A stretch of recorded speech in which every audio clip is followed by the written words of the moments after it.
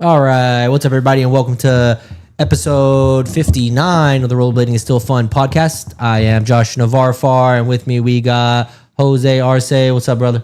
Yo, what's up, everybody? What it do? And we got Brady Johnson. Hello, hello. All right, thank you all so much for tuning in on this Wednesday night. If you're watching it live, you could be anywhere in the world, but you're here with us, so we appreciate that. Much love. What was I going to say? Let's get into the sponsors. Be sure to go to feetandfourwheels.com and let's see, take that off. Go to feetandfourwheels.com and check out Feet and Four Wheels for rollerblading tees, merchandise, new products, Sucker Bladers Roll, Nice Ledge Concrete Restoration Company. That's my favorite t-shirt. And be sure while you're in there, get you a Rollerblading is Still Fun glaze, tee, or hoodie. And be sure to use promo code RBISF for 15% off. And then if you want to go to Blading Camp, they're about to start a new season, a new session coming up here in Malaga, Spain. July 13th through the 18th is Blading Week. Be sure to use promo code RBISF for 50 euros off. And Glow has told me that a couple people have used the promo code. So that is really awesome to hear. We want to get... we want to get people some discounts on some things. If you too want to sponsor the podcast, all you have to do is have a product, have a website, offer a promotional code, and we'll bring it up. We'll holler it out. We'll talk about it and get the viewers hooked up with a discount. Just hit me up on Rollerblading is Still Fun on Instagram, and we can get something set up for you. If you want to support the stream, you can like the video. Free and easy way to support the stream. We get good 400 to 500 views regularly and about 40 likes on average. So a lot of people are just watching it and not hitting the like button. So do us a favor, hit the like button. Oh, what was that? Oh, was that you? Nothing. Brady's got his own soundboard rocking over there. I thought I was going crazy, dude. I thought Long had popped in the video chat or something. He was shouting out the likes. But yeah, like the video. It's a free and easy way to support. If you like the stream, we do this for y'all. We have fun hanging out with y'all, and it doesn't cost you a thing. Also, be sure to subscribe. We do have. I was looking at my analytics. 22% of people, regular watchers, aren't subscribed to the channel. So hit the subscribe button. It helps. It helps the show also. Helps it grow. Helps the algorithm promote it. So be sure to subscribe. You don't have to hit the notification bell. We go live every Wednesday, 7 p.m. Central Standard Time. We start the pre-show around 6 p.m. And you know it's going to be there. I always post on Instagram, so don't even worry about it. You're not going to be getting a bunch of notifications or anything like that. Just subscribe, hit the like button. Free and easy way to support. If you want to donate some money to the stream to help fund it, you can go to buymeacoffee.com/RBISF. And the coffees are not coming through, so I don't think y'all are feeling it. But I do want to thank Jeff Metz and Generic Goldblader and True 27 Ski for being supporters on buymeacoffee.com/RBISF. And let's see, what's the next thing? Comments. What was I going to say about comments? I just have comments on my board. Oh, yeah. Okay, so I had some comments I wanted to bring up from the last stream, which I forgot to bring them up. So give me 1 second. Bring this one up. Okay, there we go. So this guy said... Who was playing Tim Pool? Seriously? Turned it off when he started playing Tim Pool. What the fuck? Hey, dude, great comment. That was the pre-show. So he didn't even make it to the stream. Jeez. That was in the pre-show. I thought that was hilarious. What if I told you I'm actually a liberal? If I have any Rachel Maddow clips, I'll bring them up for you, Corey B492. I'll bring them up for you. But no, he's just but he was talking about skateboarding and how China's running it because of all the production being over there, and the Asian countries are killing it, and the Asian countries are killing it in rollerblading too. So I thought that was kind of fun. It was the pre-show, dude. I had nothing to do, but yeah, he hopped out before the pre-show, so I thought that was hilarious. Can't blame him.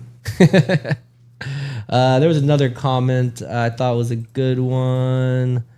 Let's see. This is from Hawk Trackler. So thank you so much, buddy. He said, RBISF is dope and fun to watch, regardless if the show wasn't perfect. Keep doing your thing, guys. See, they like the crash outs, dude. Wait, our shows aren't perfect? Like, where you at? Yeah, for real. You No. were way off center too. Is that the new thing we're gonna do? Can you center yourself up a little bit? I have no idea. You just Hold put on. this shit up and He keeps kicking it every time you turn away. Brady, quick, fill time. Now we have a whole Daily Bread swap shop going on down it's here. because look, when I look at the screen, it looks like I'm looking sideways. But all right, let's run it. Guys like the crash outs. All right. I ain't crashing out. True 27 Skeets praying for a crash out. Okay, so we're gonna get into the raffle. The raffle's awesome. We're gonna have Long try to come on again. Long Tonthat from Oak City Skate Shop. So super excited about that to talk to him. He's in the trenches of rollerblading, doing the work on the back end so we can do the work on the front end. So I love talking to shop owners. I love talking to people that create products. So we're super excited about that. He is going to be giving away some prizes right now. So the first prize is going to be for these Apex 57 millimeter 9A neon green wheels, a 4-pack, super sick. And then he's going to be giving away one of his Oak City inline skate shop frog tees, Oak Till You Croak. That's So so super sick. excited about that. And then he's going to be giving away. Oh no, page not found. Why is the page not found? It's a necklace. You know, he might have taken it off the website. Hopefully he still has some. Oh, snaps. Who we got? Tyler Davis with the $4.99 super chat. I am praying for the Sock'em Bop'em battle. Let's get it, fellas. What's the Sock'em Bop'em battle? You know, It's a like soccer the- bopper. No, I know what it is. Is that just me fighting myself on the stream? Yeah, I think so. Trying to get Probably. it correct. But it's going to be a necklace he's going to be giving away. Let's go ahead and get to the wheels. Thank you so much, Tyler Davis, for the super chat. I appreciate it, brother. So the first thing, I do want to shout out Messer. He did give it a $10 super chat on the last stream, so that got him 5 extra entries. Jeff Metz gave a $10 super chat. That gave him 5 extra entries. And then we have all the comments below. So thank you so much for leaving comments and participating in the raffle. So in order to enter the raffle, I'll just go through it one more time. All you got to do is leave a comment on the stream. That's a free way to enter the raffle. That'll get you 1 entry. And then every $5 super chat will get you 2 entries like Tyler Davis just did. So we are going to be announcing a new raffle. So he already got 2 extra entries in it. Every $10 super chat will get you 5 extra entries, and that goes the same for buymeacoffee.com/RBISF. All right, so let's spin the wheel. I'm going to shuffle these up. Let's spin the wheel for the wheels.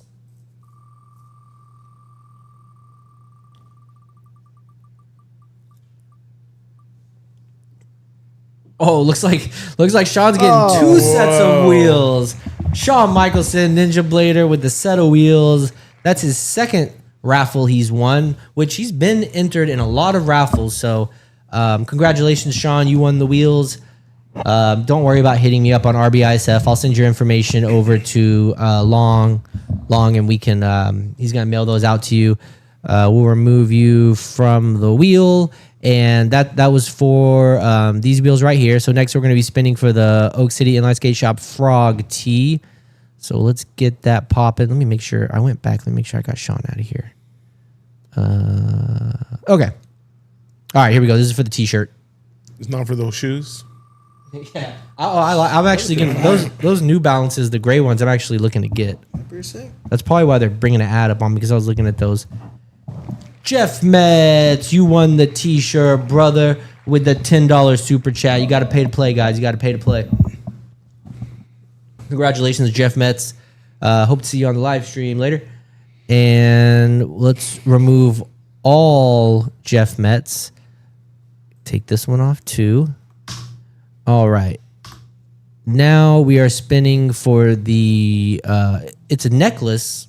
It's a necklace with rollerblades on it. It's a silver chain. It's got rollerblades on it. I think they're Valos. So it's an older necklace, but you can't tell. It's a necklace with rollerblades on it. It's super sick. That's all that matters. Yeah. All right, let's spin for the necklace, and hopefully he still has them because he took it off his website. But shoot, if not, I'm sure he'll hook you up with something else. Those New Balances. Maybe he just had one for the raffle. Yeah, quite possibly. Oop, ha, oop, ha, oop, ah. Oh, Derek French. I can see Derek French rocking that necklace. Although it's not lava skates, but there are Valos. But it's a dope necklace. But Derek French, hit me up on Rollerblading is Still Fun on Instagram so I can get your address and get it over to Long. and we will get you hooked up with the necklace. Thank you, everybody, for participating in our raffle. So we do have a really good raffle for this stream. So again, leave a comment afterwards, super chats, coffees, if you want to enter. This raffle prize is a really good one. It's a pricey one, I believe, and it's going to be for some of these. Okay, I'm going to try to say it right. Sunayet. For some Sunayet. I feel like you've been saying it really well. That's off right. Stream. I thought it was like Sunyade or Sunyade. Sunyade. I don't know. Yes, You were saying it it's- some way very confidently before. I was like, oh, that makes sense. Yeah. Okay, so It was not the way you said it just now, though. Yeah, I thought it was Sunuit or something like that's that. it, Sunuit. Yeah, Sunuit. Sunyuit. I can't remember. He mentioned it one time and I forgot. Well, look, They had it spelled out, I think, on the page, or phonetically. I actually found a place that Sells the armor, like the actual. know how to pronounce it. Let's see how to pronounce. I don't know. Welcome Oh, to this pronunciation video. Today we will be focusing on a new word that you might find challenging or intriguing. So let's dive into today's word, just get to it. which Oh, means he said it. today's word. Suneate. Sunyate. See, yeah, That's what you were saying before. Sunyate. Sunyate. Anyway. Okay, so this is going to be for a set of these shin guards that are really, really nice shin guards. They are handmade, and they're called, can't even remember, Sinuate. Señorate. And Brady skates these shin guards. Brady, you want to talk to him a little bit? Yeah, man, they're super comfortable. You don't really notice that they're there, but they have a full coverage all the way up from the top of your skate up to obviously just below your knee. They're super. You can see in the video how quickly they go on and off. Pretty much the straps are always going to be right at the spot you want them to be in. You don't have to mess with that. So all you do is just wrap it around, clip both, and you're on. Yeah, man, I can't say enough good things about them. They're comfortable. Super comfortable. All the can see materials super good. He's banging his shin on the bench right there, not getting anything through. Yeah, my shins have been well protected by these.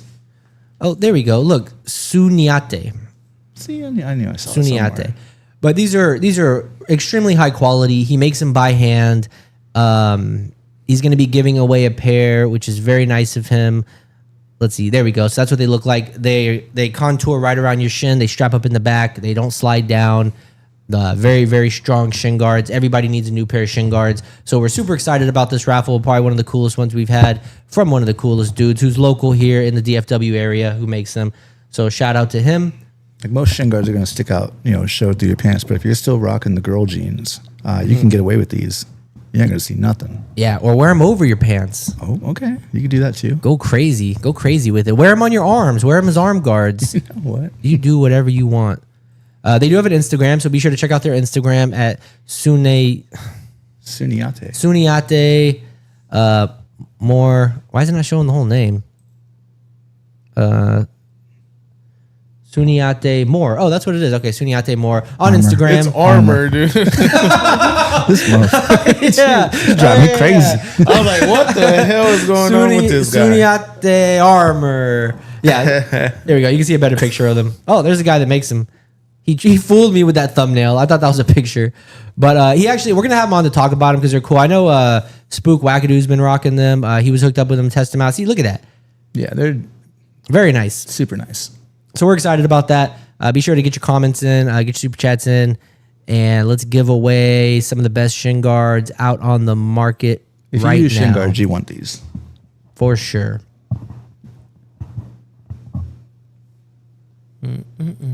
All right. So the next Hey, that's thing. me down there Where? with the. Right yeah, here? that's me. Oh yeah. That's the there you first go. set. Those went through a lot of street skating, and Yeah. they did survive. I got a new set just because he improved all the fabrics for the straps and everything. So those survived, but yeah, just newer pairs now. And Brady wasn't even skating this day. He was just wearing them because they're that comfortable, walking around, just rocking them, just in case. I look very comfortable He right bumped there. his shin. I I took got the that. chair. I took that picture. That's a good one. Did you? Yeah. All right, so Capcom is coming up this weekend. We're really excited about that. They did reach their goal for their fundraiser. No, they didn't. They are at $4,180, and their goal is $4,000. $3,500. Shoot, So that's 320 good. bones, That's people. good enough. That's good enough. yeah, very close to their goal. Support Richard Williams, who puts on the comp. Support the comp. Go to GoFundMe.com. I'll put it in the description at the end of the video. It's on the description of the last video, but go help them get to their goal. Go check it out if you're in the Georgia area, I believe. Hapsville Skate Park in Atlanta, Georgia. And it should be a great comp. Wish I could go, but it's not in the stars for us. We're still trying to get caught up from Crowder Power. I still have credit card bills from Crowder Power. What's the next thing I got? Okay, so we're very excited. We dropped the trailer for Still Fun. I dropped it yesterday. Jose would not leave me alone about it. He said, put out a trailer, make a trailer. So I buckled down. I put some clips together. I hope everybody got a chance to watch it. What did y'all think about the trailer? Are you asking us? I'm asking y'all. Oh, I thought the chat. Hey, chat, let us know also in the chat what you thought about the trailer. If you got to see it, I'm going to run it real quick. But what did y'all think about the trailer? You want to go first? Ready? Go ahead. No, go ahead, man. Yeah, I thought it was good. I mean, what It's more punchy. can I say? It's real punchy. Yeah, And I like the song. I like the Superman Brady clip. That's a good one. But I feel like I have so many good fall clips. You could have, but Yeah, you know, that's what I was telling him. But You know what? Yeah. It'll have a better, you know. I made it a minute. I only wanted it to be 1 minute long why? because it's a trailer. Exactly. We have so This is much a teaser. Well, a trailer would be separate. A trailer would be a little longer. This is a teaser. Yeah, this is like a teaser. Which is good. I'm teasing y'all. That's a hard one. Why is Jose holding the camera? Yeah, that's so funny. No, That was what the do you only mean? time. I got a sick ass clip of. I got the long of angle Sully. from 70 feet away. That was the only time he ever had the camera, and I filmed him with the camera, which was nice. Exclusive footage there of Jose. Did you see behind the the clip? lens. That shit was fire. That was fun. Oh yeah, that's a good one. This was so funny because Brady fell I was so before mad. this happened. I was he so fell on his angry. butt. And he, And I looked at that little stair. I'm like, you shouldn't kick that because if you kick that, you're gonna fall. And I kicked it and I fell.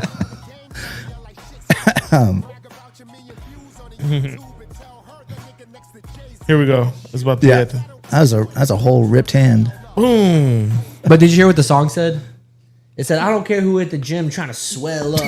Oh, I know that line. I didn't put it to the clip though. That's a, Jeez, that guy scares me. woo. Woo, that's a banger. There's some bangers coming.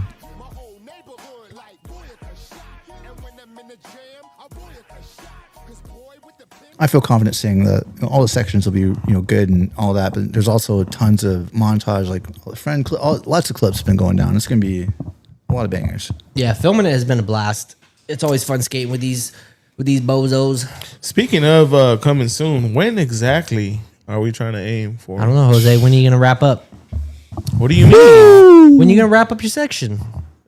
I don't know. How many clips do I got? Probably like 25, 26? It's like Petty when he's sitting on the couch talking about what song he's gonna use. No. I got my clips. We're gonna go through clips tomorrow, so we'll kind of see where we're at. I'm thinking like another month. Wrap it up, B. Another month. Jeez. Yeah, I gotta wrap it up.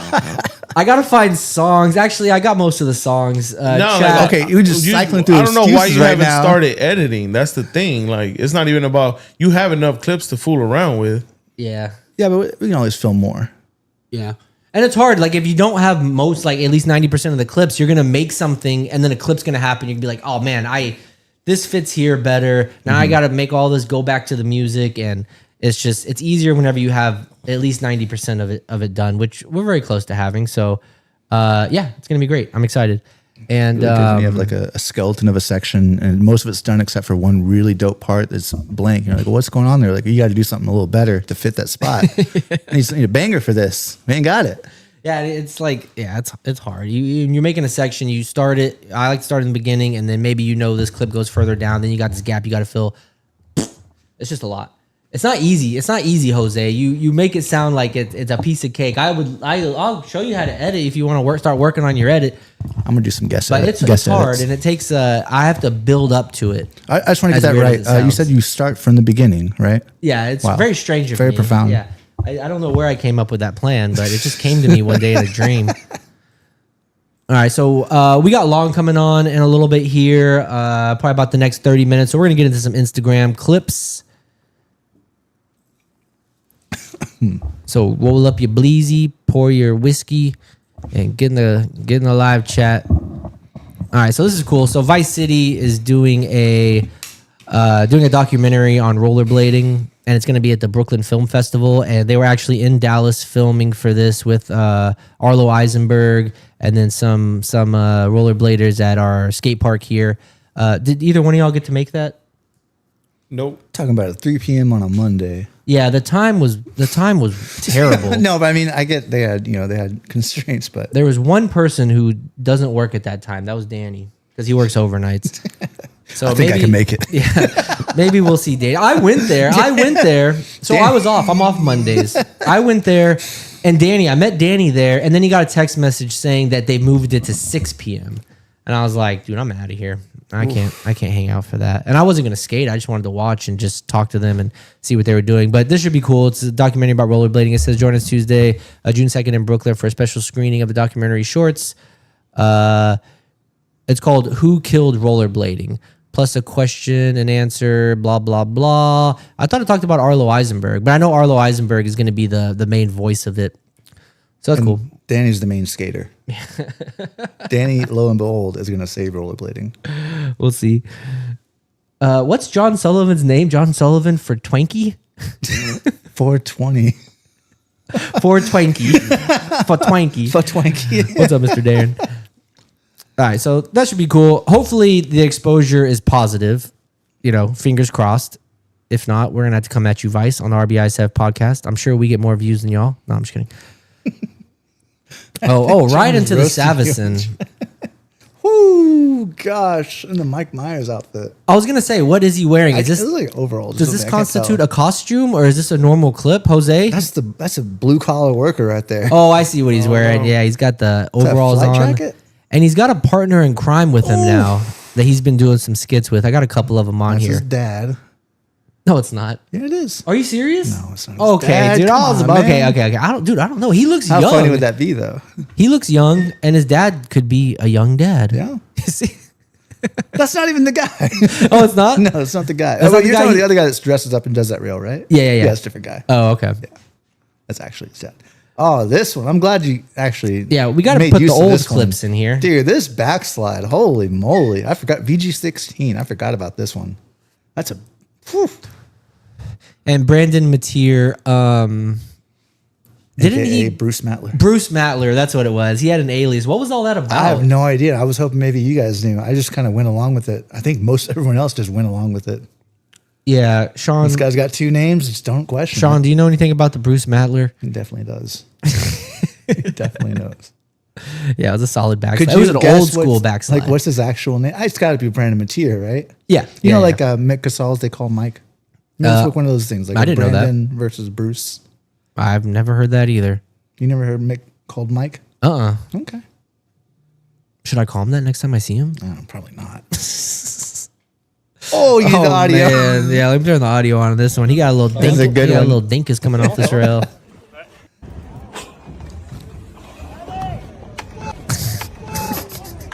Thank goodness. Man, that could have been worse. Yeah, that could have taken a little chunk out. Yeah, if he would have hit lower on his head, oof. Would have been a whole different sound. Yeah, he wouldn't have cantaloupe. finished the rotation. Like if it would have prevented him from finishing the rotation, dude, he could have been out. Oh, that's right. He just kind of popped along. Yeah, I think he wanted to do that. He was going for it. Damn. You think he wanted to hit his head, or what do you mean? Yeah, He definitely. wanted to land the head hit. I was being sarcastic though. The real question is, was he trying to go for that ramp? He's going to launch it all the way, transfer.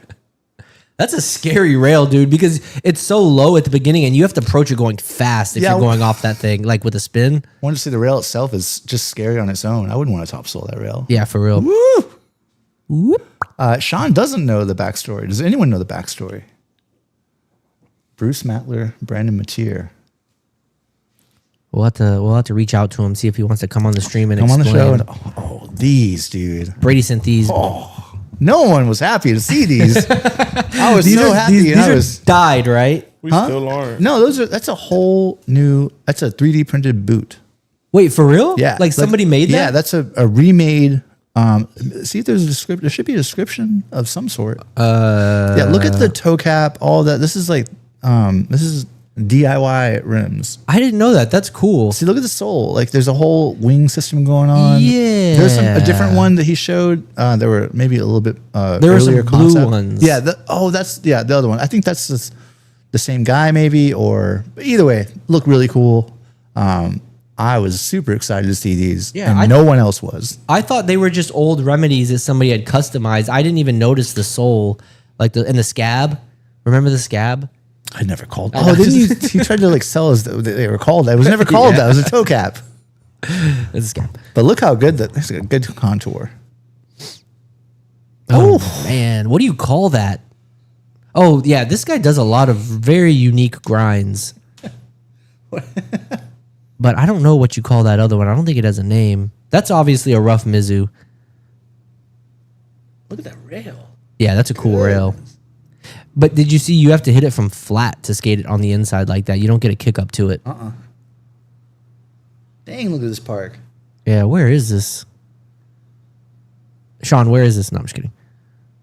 That's cool. It's got a little basketball hoop. Scab soap shoe that had the same design on it as the Remedy. Really, Oh, I'm way far away from Mike. I didn't That's where I've heard it before. That's where I've heard of the scab. soap It's from the shoe? soaps. Oh, Yeah. Because wait, hold on. I'm gonna look up. Wait, can we see what kind of soap this is? Oh, I put soup. All the soaps I saw were put not very soup- cool looking. They soup were not shoes. rims looking. I remember I think some pointers were very rims. How do you spell soaps? SOAP. What you ain't got in the bathroom? Well, he's Indian, duh. See this. No, we're sharing that's dish funny. soap. See this. I think was Yo! like called the scab, Those are pretty sick. and that's where I got that from. Those are airwalk-tastic, man. Those are sick. The scab. I don't like that at all. Thank you so much. Who? I think it was Air Dolphin. Thank Air you. Dolphin. Thank you, Air Dolphin, because I got such a hard time about that. But Yeah. but I was wrong. It wasn't a remedies thing, but I knew I wasn't just making this up in my head, dude. I knew I had heard that on something faintly related to rollerblading. Oh. Okay, let's get back to Instagram. Yeah, Okay, so these are from Adapt, and I guess they're racing skates. Okay. I don't know. They're kind of cool looking. It looks like their Super Lagara, whatever, Super Veloce, whatever they call the new one. It's the same, I guess, but yeah. That looks like the exact logo for Red Bull, doesn't it? Sure does. How are you getting away with that one? Maybe it's a collab. Maybe, but I would think that would be mentioned somewhere on here. I'll tell you what, it looks fast as heck, man. It's got the number on the side and everything. Yeah, it's got the racing number. It just needs some racing stripes. What's with the Red Bull logo? Yeah, I don't know. That's literally the exact logo, I I believe. don't think you're allowed to do that. Oh, I skipped already. Okay, what we got here? Yo. So a good one. you've seen backslide to porn star, but have you seen backslide to negative porn star? I haven't. I have not seen that one. I don't think. Oh, on a goodness. stair rail too. That wasn't just some skate park rail. And does this have its own name? This thing that people do? No, it doesn't work like that. Do we need to give it a name? No, the way things get names is like a random person will just do that thing, and you're like, oh, that guy does a trick that no one else is doing. And then what? He names it? Yep, Well, he could name it.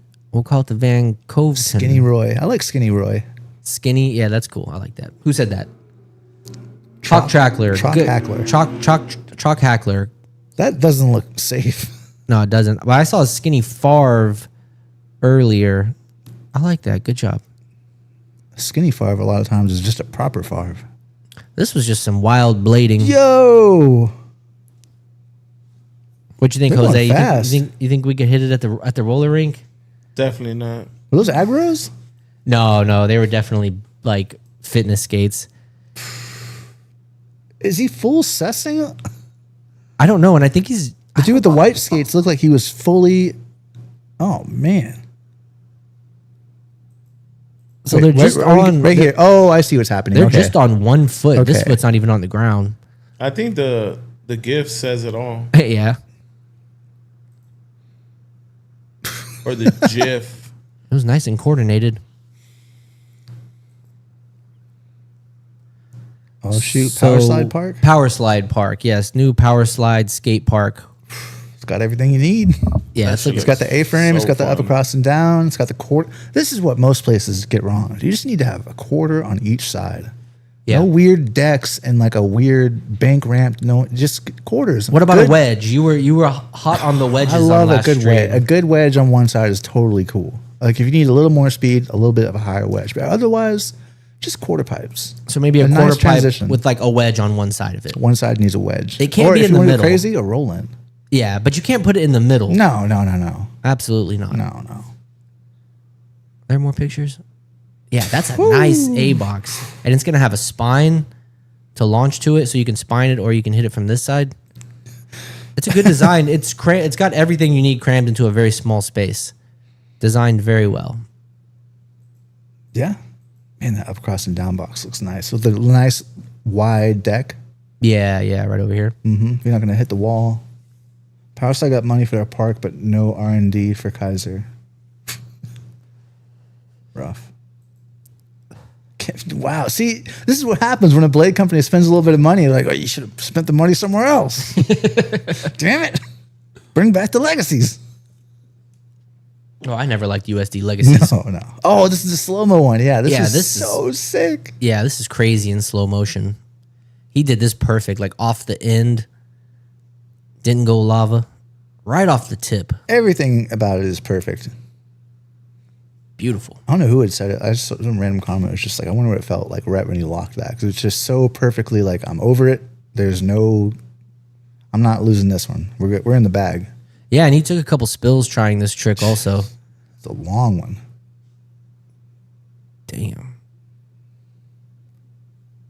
You know what it is? He put some middle wheels in. Wait, what, did he have middle wheels? I think he did. I think he's been skating middle wheels again. You would have to skate at these contests. Is he skating flat? Oh, wait till he gets to the lock. It shows his full undercarriage. I mean, I see axles. I thought I saw a wheel. I don't know, dude. I think don't there's wheels. So. I I don't think so. Oh, what did his skates have? Don't they have like some kind of juice blocks or something? Maybe. I don't remember. Juice blocks. Oh, okay. See, I thought I saw something coming down there, but yeah. Still rocking the caveman. These are the Adapt fully carbon skates. I know, Jose, you've always said carbon skates don't give you any flex. No. Now, what carbon skates have you tried? The USDs, the carbon Frankies, Oh, okay. when he was on USD for a minute, when he was making all those Jordan looking skates. Like Oh, yeah. Like he still does. Fully carbon as opposed to what? Because the last ones I thought were the ones that Chase Harding has. Those are the ones I skated, and they're just like those. And yes, Air Dolphin, absolutely. It would have to be in there. I like these skates. What do y'all think about? It's a very unique look. I Like, like you the way either they love look. them or you hate them. I like the way they look. I think they look really cool as a white boot too. Not a fan. I was gonna say this doesn't strike me as something Jose would be into. I like everything sole plate down You like everything what? from the sole plate below. Oh, you just don't like the boot, the way the boot Yeah. looks. Not a fan. What if it had actual eyelets? So it doesn't have a cuff. So do you get like no flex in it, No, I mean it's the whole skate's a cuff. or is the whole skate a boot? Yeah, But carbon fiber. Okay, I don't you're know. gonna have plenty of support with that. Oh It's yeah, I rigid know as you're. hell, dude. Yeah, no, that's what I'm saying. But like with a cuff in the cuff bolts, you can flex forward. You know what I mean? Mm-hmm. But honestly, I don't like a skate with too much forward flex. I like to like push off of the skate. Yeah. Whenever I go to jump and they flex too far forward, I don't like that at all. But I think they're really good looking. I wonder if we'll ever get I wonder how much they are. Julian Baugh's opinion on these. Like I wonder if he really like likes them. $800 probably.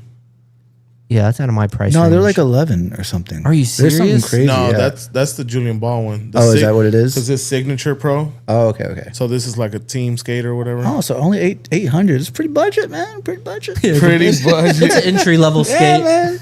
I got a couple Crazy. people trying to get into skating. I'll put them that way. That's You know, two- if you just want two to pair. try them out, you don't know if you're gonna like them or not. You know, just go get them. I 800. got to skate a pair of those. I don't think it's the ones that are out now, but the ones that Chase Harding had, I got to skate those, and they I don't know, man. They're a strange feeling skate. Maybe it's just the carbon and it's super low. I don't know. They were just like, hey, what if we save money and not put a skin on it? Yeah, skins. You're looking at the 1200 range now. Because that's what the other one. But dude, was. that's what I like about it. I like the carbon fiber look. I think it's cool. It's sleek. Yeah. It looks cool. It's a cool looking skate. Oh, here's Mike Casal.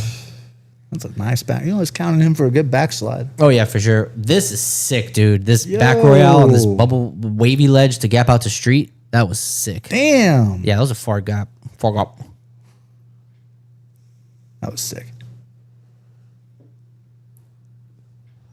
And that was high as heck, man. Is that what he said? I said that. Oh, That is hard. Who said that? I said that. I thought maybe you were reading a comment. Really good clip from Mick Casal. DJ Kang. Wouldn't be a stream without some DJ Kang. That was crazy. Yeah, dude. What a trick to pick for that. Crazy. I'm going to go over you to a true soul. on Yeah, that's coping. like just doing True Soul on coping is already really scary. It's like the number one hip buster. Yeah. Would true soul or true acid is worse? True soul, right? If that's your natural back torque, eat True Soul. I think regardless, I think true soul has got to be everybody's most dangerous. Because some people do the back torque where they Yeah. put their torque and then they kind of put their other foot down. But even if you fully commit, like you can true soul or true acid your way into like a full rotation. If you miss the true soul, you're just stuck at that point. Yeah. And I don't know about this. I'm not a huge fan of this backslide, or this fast slide. Maybe it needs to grow on me. But The stale back. stale backslide. That's the Bellino classic. Yeah, he's done that before. Yeah, he was doing that. That's a cool. Yeah, looking he one. does it plenty of times. You know what I really like is a 540 into a quarter pipe, which I don't know who did that earlier. He does it right now. I thought it was his friend. No. Oh his my What? friend god! goes and then he goes. Just a good 540. Oh right, you're right. Okay, yeah, right here. That was right there. Oh yeah, that was sick. 5 into the quarter. You guys know he's a good skier, right? I believe it. Yeah, I believe it. But think- no, I didn't know that. I think that's where it came from. Gosh. That's where that True Soul came from. That definitely looks like something. That wasn't even him. That was him. John's gone, so I can bring downess on without getting yelled at. Get that sentence out. You can't even say your daddy's The name down right. now. But this is a crazy clip. I think. Can I fast forward? You don't want to watch all the attempts? It takes forever. I even remember fast forwarding it on Instagram whenever I was watching it. I didn't know you could do that. It's How good. about Yeah, that? you have to click on the clip and then you'll see the timeline at the bottom. But I would never admit publicly that I fast forwarded someone's clip. to get to the trick, to get to this right here, You can wait a second. no, there were way If you're too gonna many watch attempts. it, just Man, watch it. I was at It's work. Instagram. I was at work. Insta was not fast enough. Dude, that was gnarly transfer though. But can I say, I hope there's another angle in the edit these. We should watch that edit sometime. Yeah, I haven't seen this edit. This is I from mean to. Cruise Control, the first one. I remember the second one, the second video I watched, which was really good. It reminds me But- of like that spot in Montreal, but I guess maybe it's not. Too many attempts. Get to the point. Okay, here we go. So okay. Savison's got a partner in crime now to do his skits with. And actually, if you saw COVID Blader on Instagram, and I may have it on here, posted that they ripped this whole little skit off from some skateboarders Yeah, it's man skateboarders ramp. do that that. did something very similar to this. Called Man Ramp. Isn't it Man Ramp? Man Ramp. Yeah. I don't know, but I seen it. It was funny. Yeah, just do like clips like this where they just kind of go around and be the ramp. Yeah. I don't think originality is anything he's going for. I think he's just going for wacky. And clicks. Yeah, of course. Oh, this is cool though. They both hit this rail back to back. See, That's that why is the same I guy. thought you were talking about the older guy that also skated that rail. I thought they did a video together. Maybe. Hopefully we have some more Savison clips to get Oh, to. there's more Savison. Oh, good. Oh my gosh. Yeah, this is wild. This will barely pull this off. Almost lost an eye. Oh, is that the, that's the same guy, Yo! right? I think Maybe. I think so. because he had the same gray helmet on Dude, he hit it with the Sven Boker's Cork 7 out. That's classic. and almost hit his head on that one. Does that count? That's a good rotation. It counts. That's a comp landing. Okay. That's a comp landing. If he's filming a video, he got to do it again. Man, that was sick. That quarter pipe was just snuck up on him. Oh no. I think the quarter pipe was there the whole time.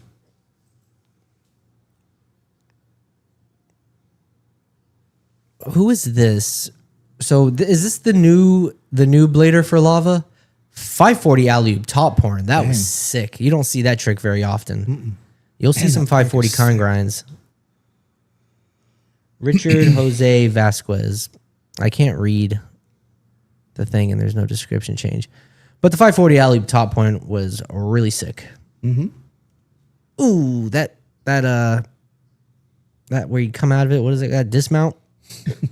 Like there was so much effort put into that clip and it was all solid until the dismount. Oh. Let's see it one more time. He probably just didn't want to do it again, but look, solid. And then bleep. He's going for the rewind? Yeah, he rewinded out. Yeah, that's true. That's true. That's hard. Banger. What is this? This is Julian Coudeau getting Don't in on this slow rail. that fast on that rail. Yeah, dude, that's Jeez. so scary. Oh, he's winding up.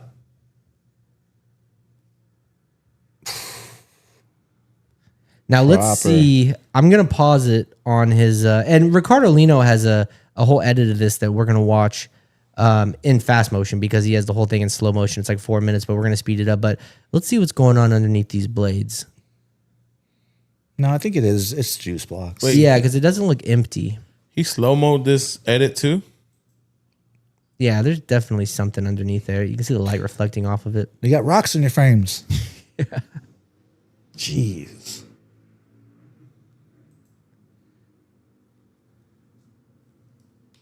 Frankie Morales. Oh, there's the orange headband. Is this where, did he take a screenshot from this clip to use in that Ninja Turtles picture? Far both ways. Oh, sheesh. Damn, that was so sick. Jeez Louise. Oh, that's probably where he got the screenshot from. He's still doing fakie sevens. When was the last time he did a fakie 7, Josh?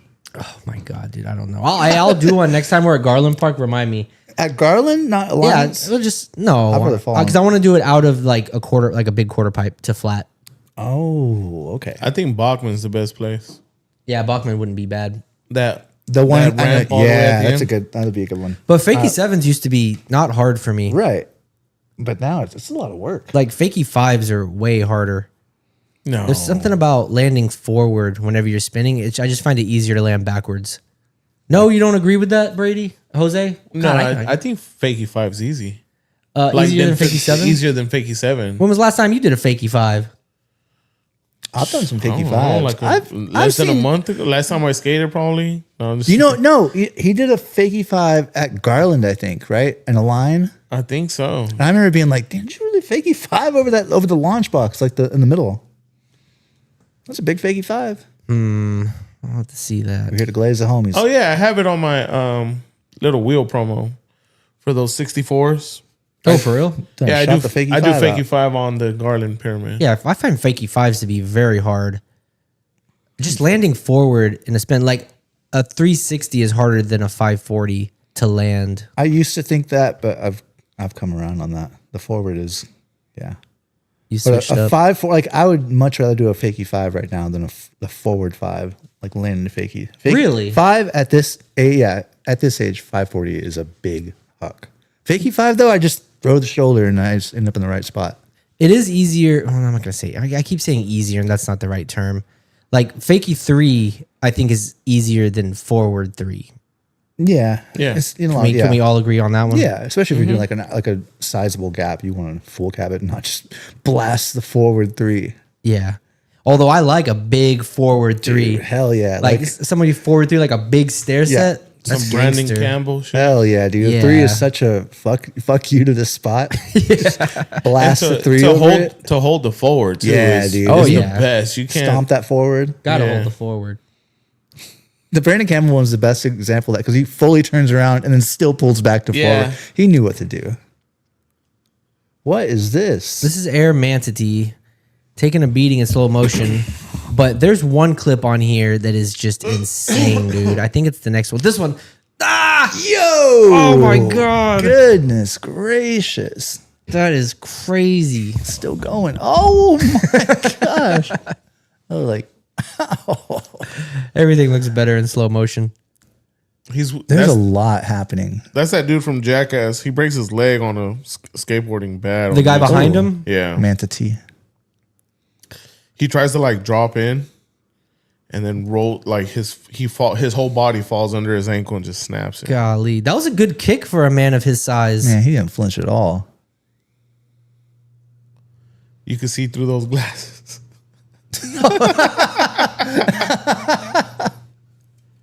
I thought that was pretty funny. I enjoyed it. It didn't find my algorithm, but I enjoyed it. Oh, this looked like it hurt. You stay away from those rails. Oh, it's a little step-up rail. Yeah, that's a really unique spot for a skate park. I've never Yeah. seen another skate park with a rail like that before. That was pretty cool. I've been seeing him and Mike skate a lot. Mike French? Yeah. Where is this from? Jordan Mike and Derek. Sankey. Okay. But yeah, that rail is really cool. I've never seen a skate park with a lower rail to a hop up down rail like that.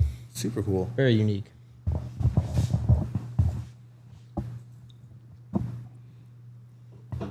Oh yeah, man ramp. Oh yeah, so yeah, this is the thing that it's just the page is called Man Ramp Why was this better than the Salveson one? because you hate Savison with a passion. That was so Who's sick, it? Roller dude. goalie? Yeah. Yeah. Okay. I don't know where I saw this, but I like those toe slides, those fakey toe slides. that first one was hard as hell. Those dude. are Like, cool. this one, dude. Yeah, Shoot. That's To such pause. a cool move. that Yeah. was sick. See, there's things that That was sick. that are exclusive to quad skating. That's definitely one of the stunts. Yeah. We gotta get some of those. I want the toe break. Should we try some, dude? When that roller rink opens up, maybe we buy some quads and we hit up the roller rink. Oh, I was saying put those on our skates. Definitely not. Oh, put a toe stopper on your Find the aggressive guy that's skates. 3D printing the rims, but ask him to put also some breaks in the toes. Jose, you're not down for some quads at the roller rink, Nope. but you're down to go with some blades. Oh yeah, I've done that before. Okay, sick. Yeah, because we gotta go check out that roller rink whenever it opens up. Okay. I thought this was funny because I've made this joke before. This is what I do whenever I go to the gym. So good. The one where he sticks his arm out like that, dude. Yeah. Your back will start to hurt if you're not stretched out and fit for filming because cameras are heavy. That's a good one. So yeah, I'm gonna be doing that workout tomorrow. I'm gonna add it to my routine. The one where he's holding the weight is Yeah. ridiculous, but it'd be so funny doing this in the gym and people are like, "What the fuck are you doing?" Good skit though. Ooh, Sheesh. man. They didn't put a lick of wax on that thing. What's going on there? Yeah, right, dude. They probably had to wax both Oh, I see it sides. now. I was looking at the top of it like that is the most virgin looking ledge. No, don't you see all that red on I there? see it. Yeah, Yeah, and he's using his toe to stay on. that's to the stay on who it. did that? It was like Daniel Prell, I think, would do that. But the next clip is in the slideshow. Shima will do shit like that too. Yeah, he did. Yeah, you're right. This dude. Oh yeah, that's bonkers back torque. Look at this. I think it was a back torque Was he set. set Seth? slide? Yeah, Yeah, I it think definitely he's was a set Seth. slide. Yeah, for sure, set slide. And then he kind of starts to come off to get back onto the ground. It's a good place to come off. What a bad right at the landing end. though. Yeah, he barely pulled that one off. He almost lost it there at the He could have end. had it, but he wanted to save the hat instead. I didn't notice that. I can roll away clean, or I can keep my hat. That's wild. Yeah, that dude. was crazy. Is that Bercy? Bercy? It is. It says in Paris, so yeah, I would imagine. I only see those big green hills at Bercy. We still on fees. It was a Man, cool we got clip. oh yeah, this is a really cool one. Some of the footage trickles out. It doesn't all get Yeah. dropped immediately or hit the algorithm immediately. I noticed we're getting like a new angle of that Kudo hurricane topsoil disaster like every 3 days. I hope they keep coming. For the next 3 months, I want to see a different angle every week. The sub box stall backflip. I'm not the biggest fan of that trick. It reminds you of like doing Eisenberg's junior comps and being like, I'll stall the coping and then I'll jump to flat. Not what it's meant for, but it's something. Oh, this comp was crazy. Dude, what is this? Look at that rail. This is some 2004 blading right here. I like it. Yeah, that's what it looks like for sure. Yo, why did he? That was a wild way to throw that. I can't Ooh, believe we got Long popping on. I'm a poet. I didn't know it. Let me. Hey, Long, can you hear me? I can. Oh, sick. Here, let me bring you in. Oh, look, there you are. Oh no! What's up, Long? Let me adjust this a little bit. Ooh, that's not right. Let's see. I think I can't make it. There we go. Okay. Let's get your library in the shot. Holy smokes. That's a lot of All right, bucks. sick. All right. So we got Long from Oak City Skate Shop here with us. I'm going to take a brief intermission and run to the bathroom. Long, hang tight. As soon as I get back, we're going to get started talking to you all about what's going on over there at Oak City Skate Shop. I'll be right back. Is this an emergency? It is. Okay, well, I haven't gone since. are we not allowed to talk to Long yet? That was a weird. All right, we're gonna leave that alone. I'm glad they left it on you. I mean, as far as like production goes, could you think of a worse time to be like, all right, and we'll be right back? All right. As Our soon as guest we is hop, here. our guest is here. I We'll gotta bring go him to the on. bathroom. All right, see our guest. I jumped on early, so I mean, How are you today, But man? the thing is, he only sees you, not nobody else. So he could have just been like, "All right, guys, give me 1 second. Let me run to the bathroom." But who cares? okay. We're not perfect. What's going on today, man? How are you? I'm doing well. You know, just another day, another hard day. You know, try not to screw up too bad. Yeah. You know? Brady, you got to fill that dead space. Make it back to the bed, lay your head on the pillow, try again the next day. You know. Yeah, and you know that's the thing is like, you know, I didn't do that great in school. You know, so I try really hard to make sure that everything is correct. You know, and there's a lot of things that can go wrong. Like, imagine how many times if I had $1 for every time I sent somebody the wrong size skate. Like, oh man, like I'd have a lot of dollars. But you know, I'd have a lot of dollars. But you know, I mean, so that's the thing. It's like, you know, you always want to do right by your customers. They trust you. You know, they give you the money up front. So it's like you try your hardest to you know, do right by them. Oh, and these are not my books. These are my wife's books. Dang. Yeah, I was about to say, you're not smart. It I looks thought he like was hanging out in the library. looks like you're smart from the looks of it. I mean, a few of these are my books, like, but no, most of these are hers for sure. I can It's just understand. like the cleanest place in the house. You know what I mean? 'Cause It's a cool setup. It's a It's cool a nice background. setup. Yeah. What were you going to say, Brady? I could understand like sending the wrong size skates. Like that would totally happen. But have you ever sent one of like one wrong size and the other like a 9 and an 8? Absolutely. That's got to be a Yeah. rough one to take. You name it. You name it. I've sent 2 lefts. You know what I mean? Oh, no. Yeah, Two and- lefts. and sometimes it's not me. Do you know what I mean? Like, because you got to remember, like, these Chinese, like, we always complain about, oh, we work a 9 to 5 for 5 days a week. Well, a lot of these Chinese manufacturers, they work 9 to 9, 6 days a week. Damn. So, like, to imagine that they're going to be perfect, you know what I mean, is kind of, and that's the problem. Is so So I know that that's happening on the manufacturer's end. Yeah. So sometimes we'll get them, and I'm in a rush, so I'm just like, okay, I'm just going to trust the box. Yep. And I send the box. Okay, I got it. So The way it you comes, trust them up front. it comes to you like that, and you're just getting it and shipping it, and then it ends up Yeah. being like that when it arrives. It's just one occasion, that's just one way that things can go wrong. Yeah. Don't get me wrong, like, and you'll see it now. Like, I'm sorry, I'm not as conventional of a skate shop anymore, because what would end up happening is somebody would come in, they try on like 5 different pairs of skates, and then we would try on like 2 pairs of the same size, or the next size up, if that makes any sense. So we have a 9 and a 10, and then somehow between that, it gets mixed up, because you're in the heat of the moment. You're trying to get them the best skate. You've already pulled out all these other skates, and then so yeah, there's an endless amount of ways to mess up as a skate shop owner, and I have done every single one. And if there are any new ones, I'll let you know. But yeah, you could just imagine anything like so.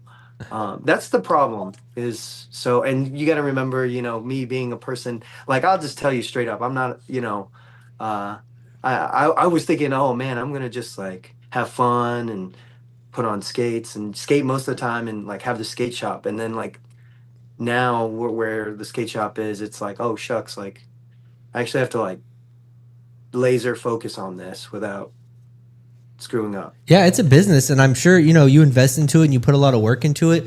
Yeah, you probably got to be so hands on and paying attention to everything. Thank you so much for joining us. We truly appreciate it. If you want to start and just kind of give us like a quick origin story of how you even got into blading, and then how you got started and wanting to do a skate shop. Cool, quick, just real quick. Sorry, I don't want to take up too much of your Your time. entire life, please. My friends in the neighborhood that I was growing up, they had rollerblades. They had the sickest rollerblades too. They had like, I don't know if you guys remember, but like USD was, when they did a pro line, it was like all the pros got a skate, and it was like their own colorway with like a couple of different embellishments. So like, Yeah, like they Petty, all had- Sagona, and Latimer, and yeah. So like they had the Cyruses. They all had the Cyruses, and so and then so I was hanging out with them. I was just getting their hand-me-down skates, but skating with them, skated a lot, and then through high school, and then like through college, and then the job market was like crap. Like, I don't know if you guys remember like the 2010s, but like it was bad, right? And so like I couldn't get a job out of college, and I was working this like sales gig that was making decent money, and so that's kind of when I was looked at my wife, and I was like, well, maybe we could start the skate shop. And me being the dreamer that I am, I was like, I'll work this sales gig from 9 to 5, and then which ended up being more like a 10 to 10, which was fine, because you needed to pay bills at the skate shop. And then so that's kind of like the thing, is like it was kind of, and so like really in my mind, and coming back to it, I never thought that I would be where I am today.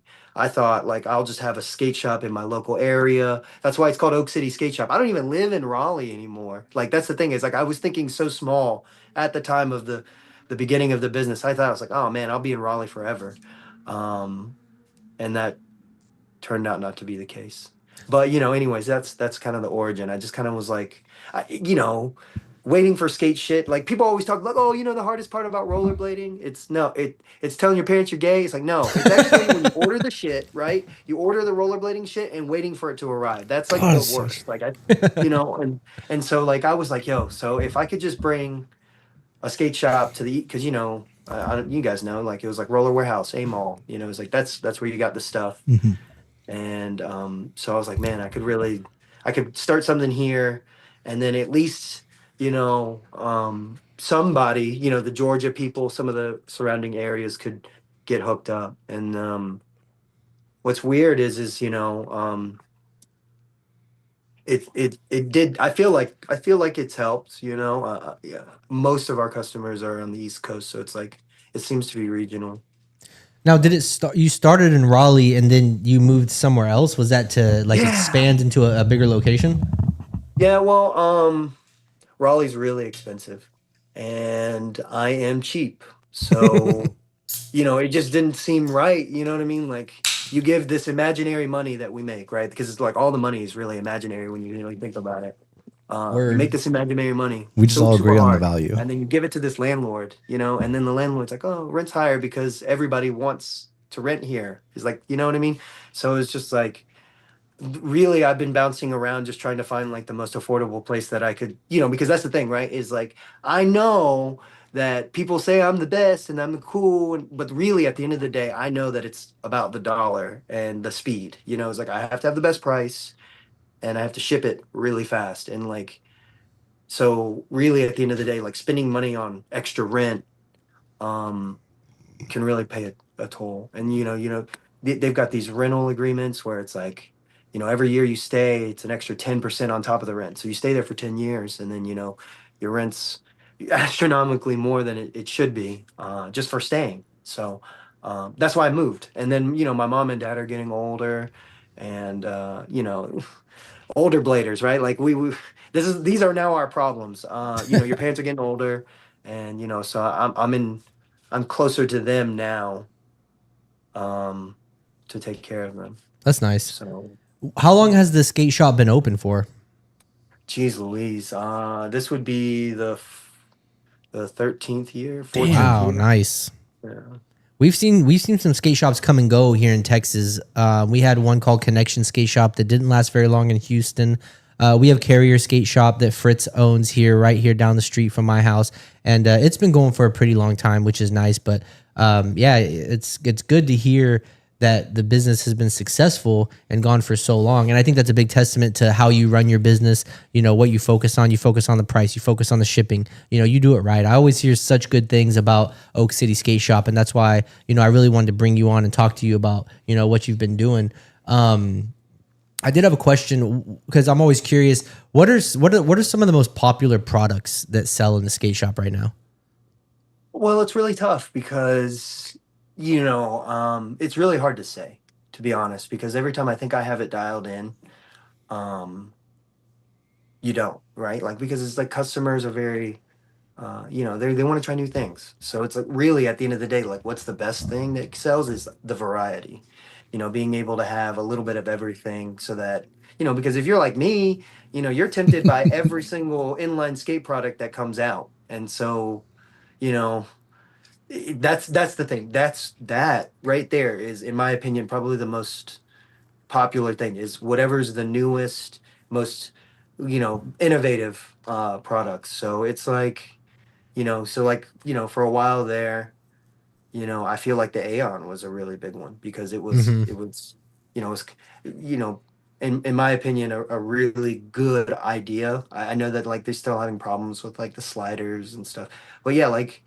I would say a lot of USD products, and that's what makes it really hard right now Yeah. because I mean, like I don't know if you guys looked at around, but there's only a few companies that are willing to take on that tariff, and Hmm. I wasn't gonna do it, so Yeah, it's the yeah. same similar here at our local skate shop also. And you sell not just aggressive skates but also fitness skates.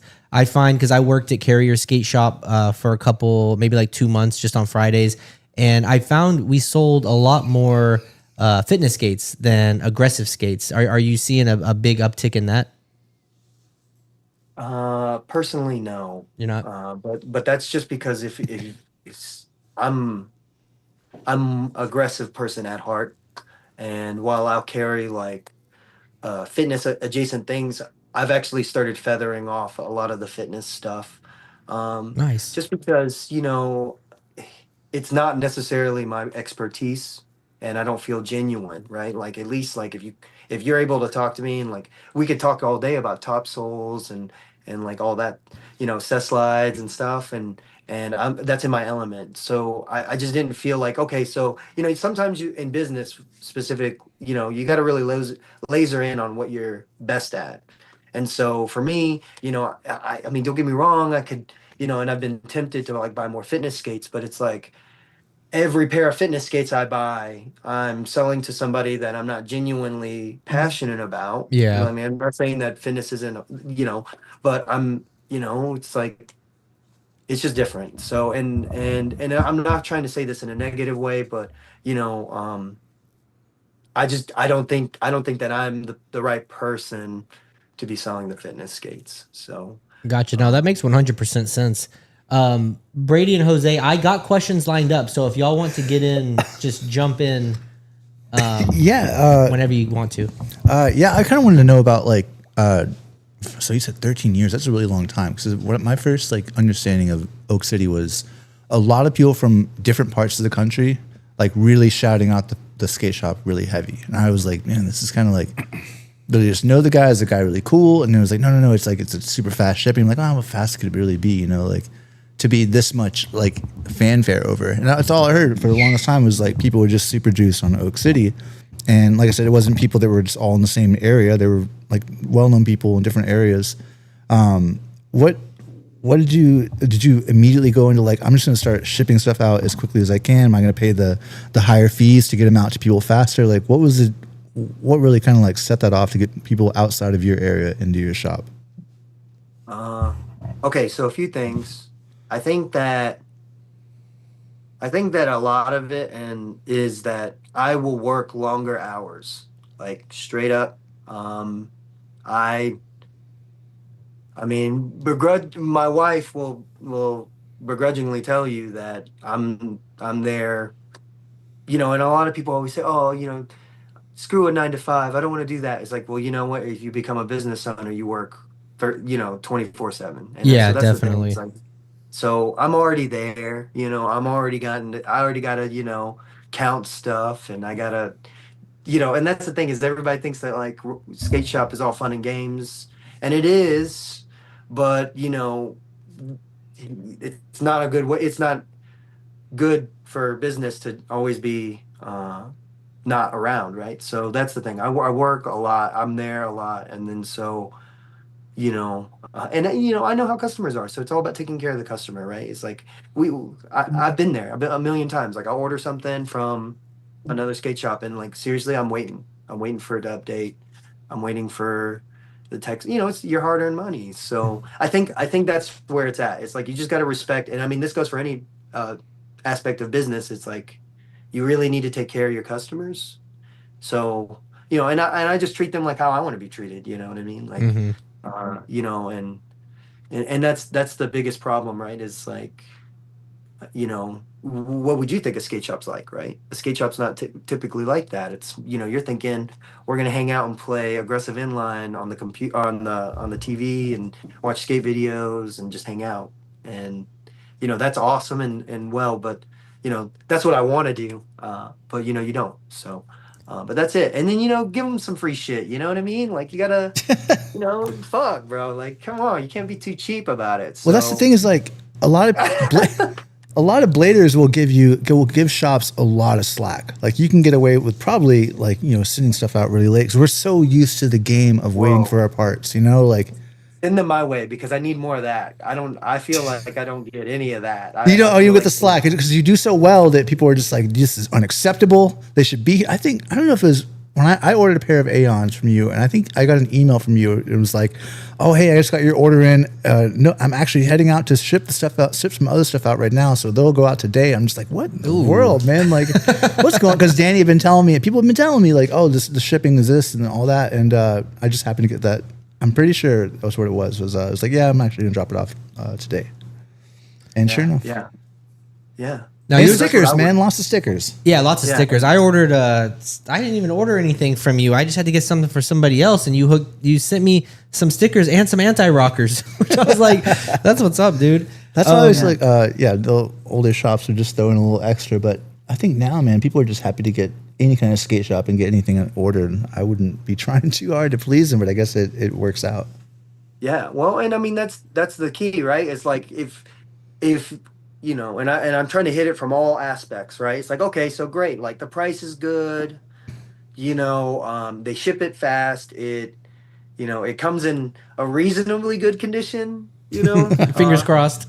yeah, and it's like okay, all of those things, boom, boom, boom, that's great, and then oh sweet, like he threw in like some sunglasses or a skate tool, you know what I mean? So and then that's the thing is like I try to tell like because I tell people about the skate shop. And I'm like, well, like technically, because how rollerbladers are, they're not just customers, they're my friends. So, I try to take care of my friends as good as possible, because, that's what it's all about. So, that's the key, right? Right there, boom. Um, I had a so I question. drink a lot of caffeine. I'm Dude, you're Yeah, you're right. Nah, dude, you're killing it. And I'm sorry to interrupt, but No, yeah, go for that's the best. I remember being a teenager and ordering from Roller Warehouse. What was that? I think that was Long's kid. Oh, okay, okay. You want to say what? You I'm want to so let him say sorry. what's up? Yo! Hey, what's up, little buddy? How's it going, man? All right, get on upstairs, buddy. Sorry, I'm so sorry. I feel like that guy from Work at Home, and his kid just ran in on the. As long as you're wearing pants under, you're not unboxing. Yeah, Make sure you're wearing pants. I put on my nicest Vibrolux. Yeah, got the shirt. Argyle line. I love it. You guys remember this? That's yeah. No, it's that's classic. dope. That's No. Vibrolux. Yeah. Yeah, That's but sick. I'm wearing shorts on the bottom. I'm nice. and Argyle top. sweatshirt and shorts. Don't worry, I'm wearing What a shorts look. also. Jose, did you get a chance to finish your thought? I'm so sorry. No, it's okay. Oh no, I was just saying. I remember being a teenager ordering stuff from Roller Warehouse and Aggressive Mall, and they would throw in like a wax Aggressive Mall like always. And then I remember one time they threw in like a video because I probably bought so much from there, and yeah, that's always good to. It's always exciting to get like a little extra surprise and stuff. It is. And It could then be it makes and then I'm sorry, and then it makes me think like, yo, man, I'm gonna hit this skate shop up again for my next purchase for sure because they show love. Besides the purchase of what I wanted, they threw in a little extra. So then it kind of makes me think like, oh man, they think about the buyer. So they, I'm gonna show some love again next time I go because there's so many shops that I can buy from. Like, so it's a win-win for everyone. Yeah, and the excitement of like whenever someone just says like, "Oh, I threw a couple of extra goodies in there," you're like, "Oh, Yeah, mystery. ooh, what are they gonna be? What's it gonna be?" Yeah. I had a question, Long, because you kind of touched on this a little bit, but I wanted to talk about like the misconception of running a skate shop because, like you said, people think it's all peaches and cream. Y'all are playing aggressive inline and watching skate videos all day. Do you want to expand a little bit on that, like kind of what people think and what running a skate shop is actually like? Well, and I mean that's what I thought it was going to be like, because I mean if you guys remember like early 2000s, rollerblading was dead, so it was going to like right, like it was tough. So and that's what I'm thinking back to is like, man, like just like what the industry looked like back then. I mean, like Shima was still selling SSMs, and USD was just USD at the time. You know what I mean? Like it was like everybody was kind of like hanging on by a thread. So I feel like that's kind of what I expected. And then I'm sure that's what people are thinking when they call the shop and I don't answer. They're probably thinking like Long's probably like playing aggressive inline, but maybe not. But really, at the end of the day, what I'm really doing is I'm like looking at I'm like literally taking a phone and I'm taking a picture of both the left and the right sizing and being like, Long, you idiot, you're gonna forget this if you don't, dial in. So it's really easy to be distracted. So, but anyways, yeah, I think that and ideally a skate shop could do all of that, right? Like make enough money where there could be downtime or there could be employees that hang out, but it's just not. It's really tough right now. And so if you've got a local skate shop, most definitely do your best to try and support them, and because it's tough, man. It's really tough. A lot of PB and J's, right? A lot of runs, It's like Now- you just want to make enough money to hire like a couple of like skate rats to work your shop while you kick back. You know what? And that would be rad, right? Yeah. But the problem is like, so this is the thing. This is what they say, right? Like they say things like, and I just read it in a book. I don't know if this is right, but it sounded okay.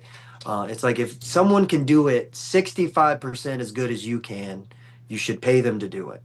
So like, I used to try and screen print for myself, and I was like, you know what? Like there are people who can do it, can exceed me my ability, so I'll just pay them. So, but I legitimately, like, I'm not trying to say this in a way that would come off as too confident. I'm sorry. Give me just a second so I don't sound like a jerk. You're very protective about what you do. Yeah, and I could say that the caffeine's kicking in, boys. Oh shit! You know, took So, an Excedrin. Threw a little bit of mushroom on that caffeine.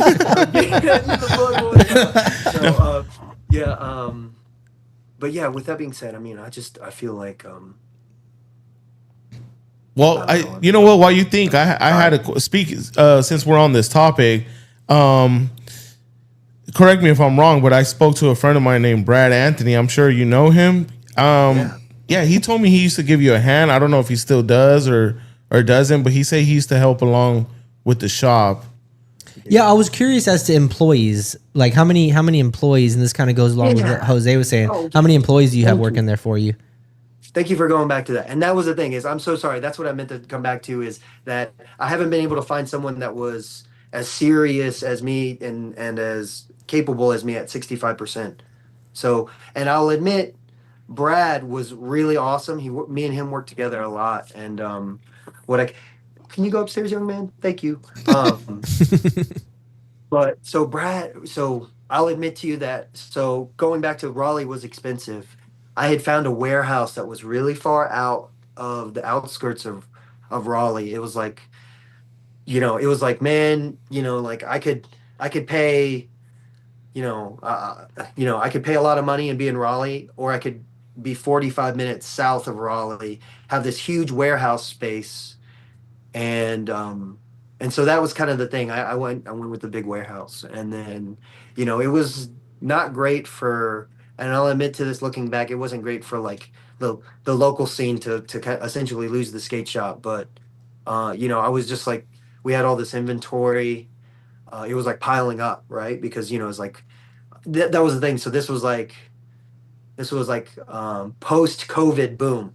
And so everybody had ordered, you sell out, you double up, you sell out, you double up, you double up from the last double up. And then so we were all doing it, right? We're all like crunching out and trying to like stock up so that we don't sell out. And then, you tell manufacturers that you're on board for these skates, but they're not selling. And then it's like, oh fuck, like I'm running out of space. And then, like to hold on to this inventory long enough for it to sell, it was just a nightmare. And so that's why I moved down south to Dunn. And then that Brad was helping me. And so me and Brad were working, man. Me, Brad, and a buddy of mine, William Doyle, at its peak, we had two other outside employees. But, sadly, sales haven't been that great anymore, and I'm sure that other skate shops will tell you the same thing. I can tell you for sure that skate sales are down across the board because you could see a lot more price discounts. Like, like seriously, like during COVID, you couldn't find a discount on anything because everything was selling out so fast. Yeah, there was a big boom. There was a big boom for rollerblading during COVID, and you're seeing that start to fade away now. Yeah. Oh yeah, absolutely. Oh, I mean, it started a while ago. So, Yeah. but I mean, it's rollerblading is hard. You know what I mean? People fall, they break their arms. Like, I was talking to another manufacturer, a skate company, where they were like, "Yeah, man, it sucks because like somebody will buy a pair of skates and they're super super stoked, and then like the next time you follow them on Instagram or you see them on Instagram, and then the next post is like, I broke my elbow, I'm out skating." It's like, Damn. Yeah. you know what I mean? Like there's a lot of those guys, so it's a lot harder right now, especially with the cost of living and everything. But yeah, but me and Brad, homies for life. But his wife got a really good job in the town in town in Raleigh. So I don't know if I'm oversharing. Give us his whole life Sorry. story. No, I'm just kidding. Yeah, I'm sorry. As far as sales go, I kind of wanted to see if you're seeing growth, but you're saying you're seeing a little bit of a decline in rollerblading as far as sales go, which is understandable. Are you doing more online sales or in-person sales? Where do a majority of your sales come from? or is it I just would a mixed probably bag? Online, obviously. I'd probably say, and this is my fault, really, but I'd probably say almost 100% of my stuff is online. Um, and once again, I'm always trying to say like I'm one guy, right? And I can, it's hard to find someone, and that's the thing is like, okay, if I could find someone who is like really motivated about skating, they're probably, because we're all older bladers, right? Like we've already, you've already got a good job, you know what I mean? So it's like it's hard to find somebody who is passionate about skating, who's capable at skating, that's even available, Yeah, that's right? right there Like, in that local area as well.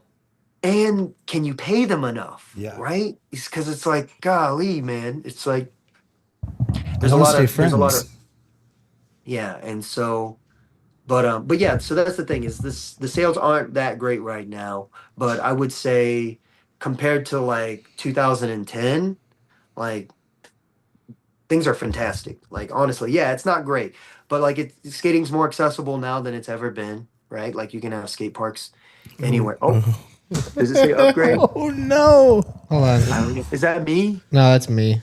Hold on a second. Okay. Oh wow. Oh shoot! Zoom, they're I thought trying to you get got their money. I thought you got unlimited one-on-one meetings. No, all I have to do is just start a new one and have you hop on the new one. Do that. We're hood like that. Yeah, that's why I could have swore Zoom. I'm trying Zoom is a new attempt. The audio's great, the video's great. I like this a lot. But I thought you got unlimited time on one meeting.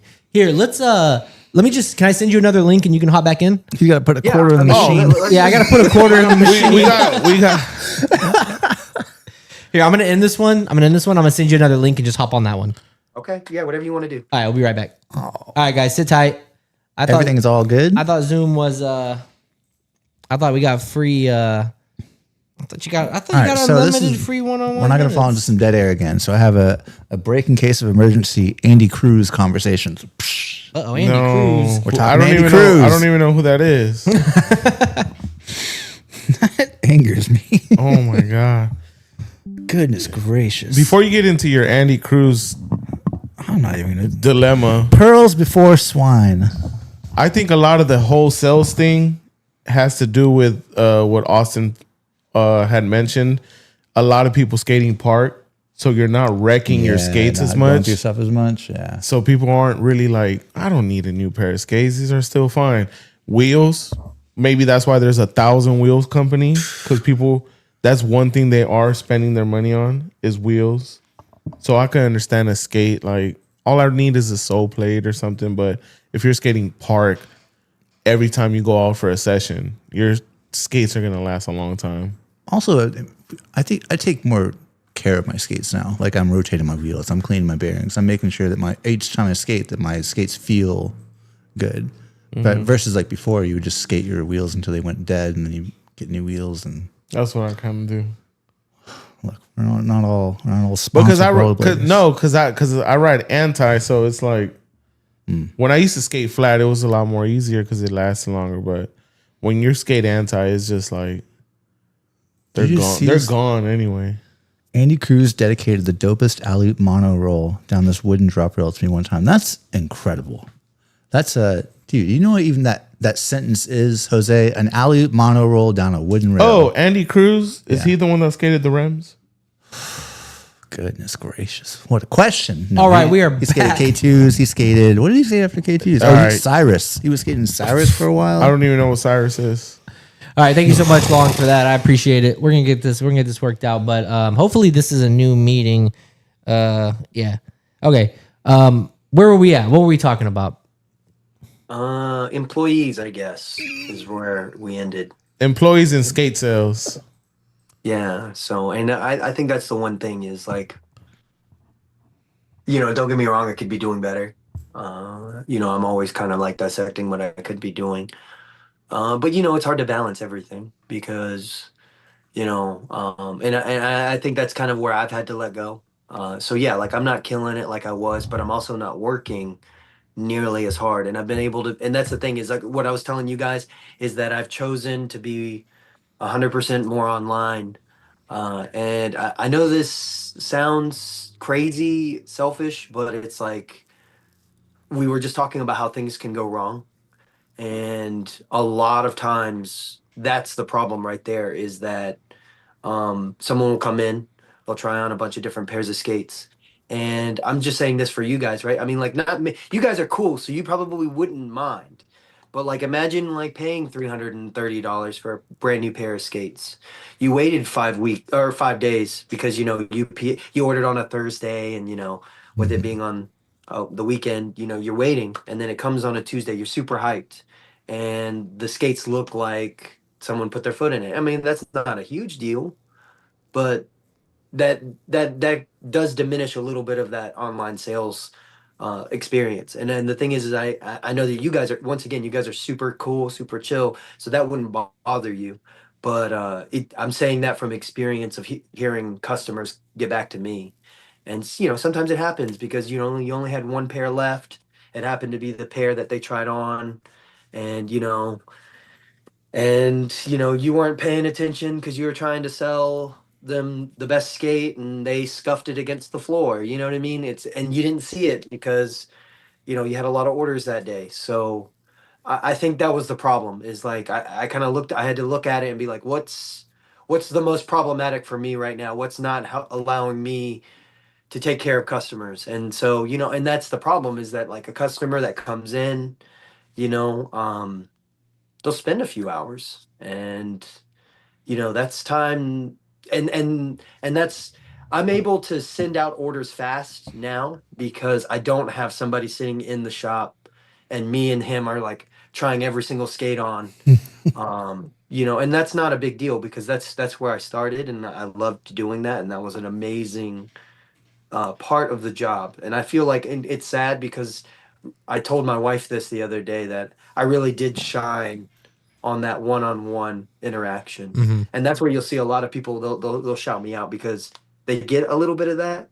Um, but it takes a lot, right? Like, your social battery gets drained really fast when you do that.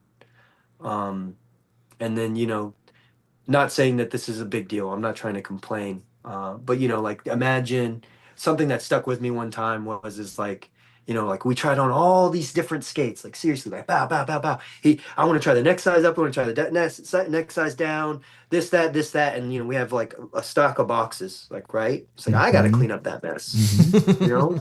Yeah. And I told you guys, like, I'm not a smart guy, so it's like I'm having to clean up this mess, and I'm supposed to keep it organized, put it back in the same spot, and it would it'd take a toll on you. And then they'd get up and they'd be like, "I need to talk to my wife before I make this purchase." Yeah, And I'm dude, not saying that it's a was big God, deal. I was that's waiting the for the worst. that shoe to was drop. the worst. Yeah. Yeah, because even the short amount of time I was working at Carrier Skate Shop, yeah, I had people come in, try on everything, and then just walk out and Yeah. didn't even buy anything. And I'm just like, God, that was a big old waste of time. Seriously.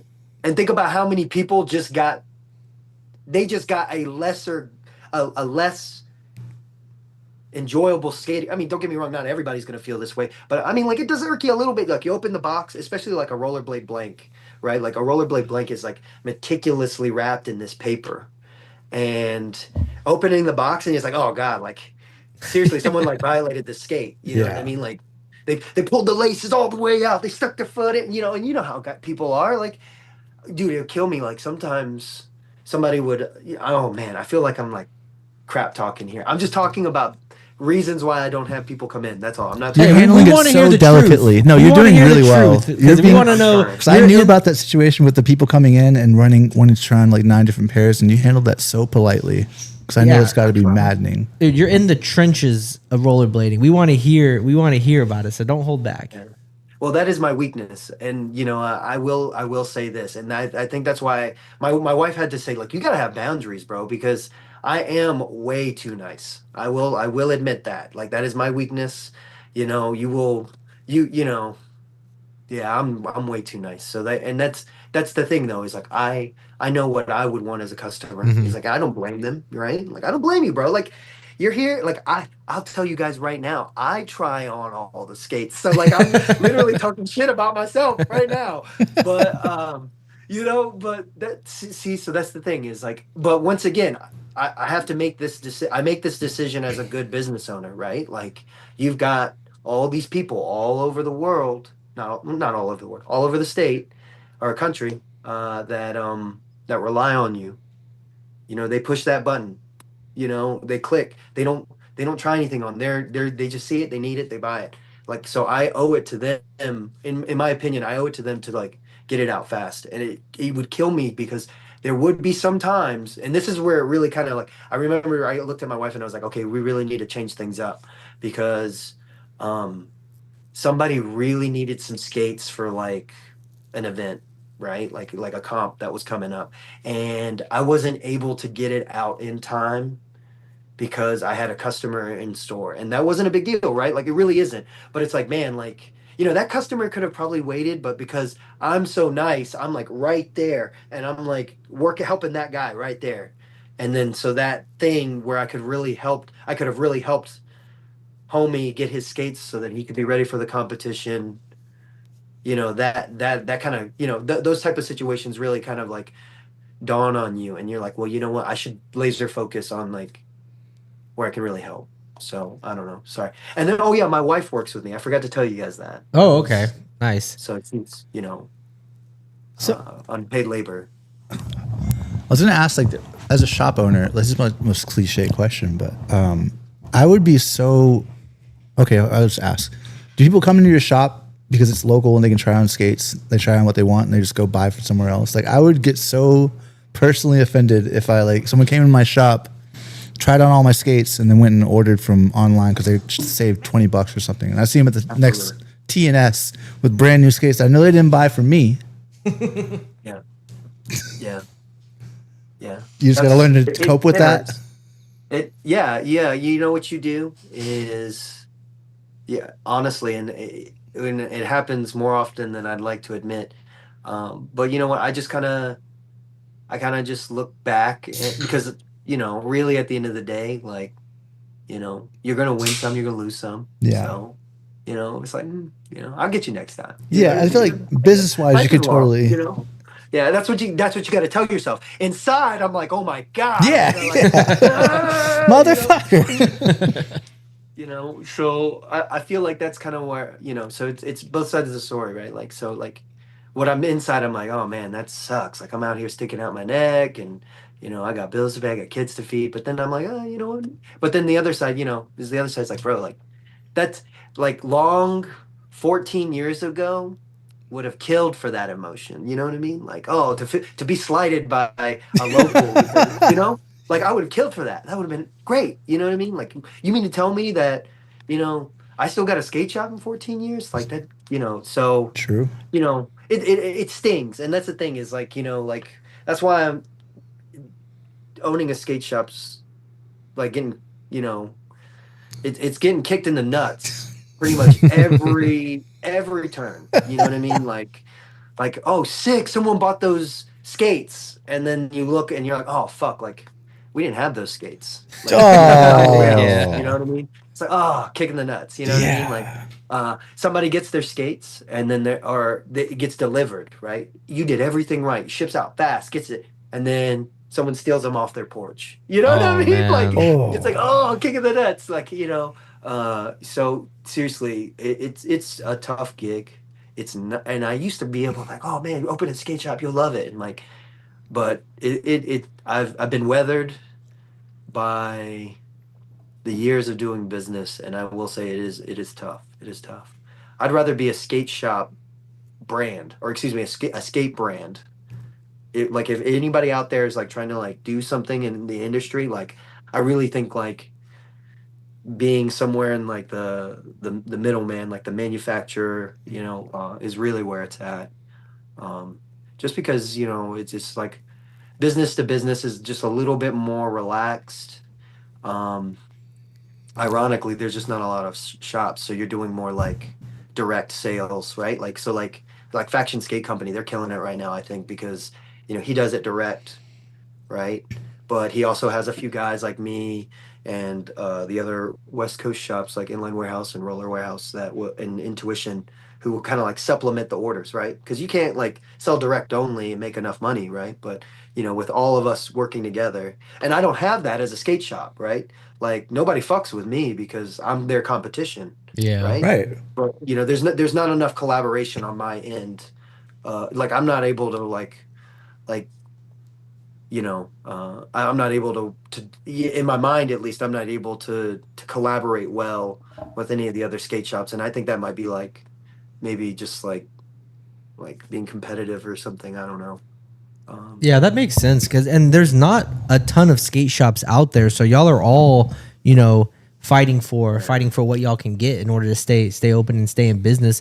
Now, as far as sales go, and rollerblading, you kind of answered this question. I think I know what you're gonna say, but have you ever thought about branching out into supplying products for other sports, such as like scootering is really big right now? Maybe there's some skateboarding out there in that area, obviously online. Is that something that's ever crossed your mind? I'd rather go broke. Yeah, dude. Isn't it Oak City Inline Shop or? Look at his face. He was Yeah, so man. he was all Great- like, "How great dare response. you?" You know how serious He said, I'm a nice guy, but I was about to say, fuck you." No, not to you. I just needed you to know that. No. Yeah. Yeah. We know. Yeah, and I'll admit I've been tempted because people would ask, right? Like, and I'm once again, I'm a nice guy, so they would ask me to bring in some quad skates, and the problem is like, like with anything, there's order minimums. So it's like, you're long the nice guy over here is like, okay, I'll bring these in. So, but like really no, like and then I think that's once again going right back to it is like, I think that people like me because I'm genuine and I'm legitimately interested in aggressive inline skating.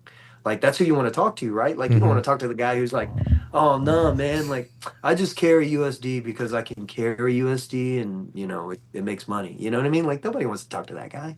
Yeah. The And guy at Fast how would Forward. you be able to, get any information out of him, any useful information?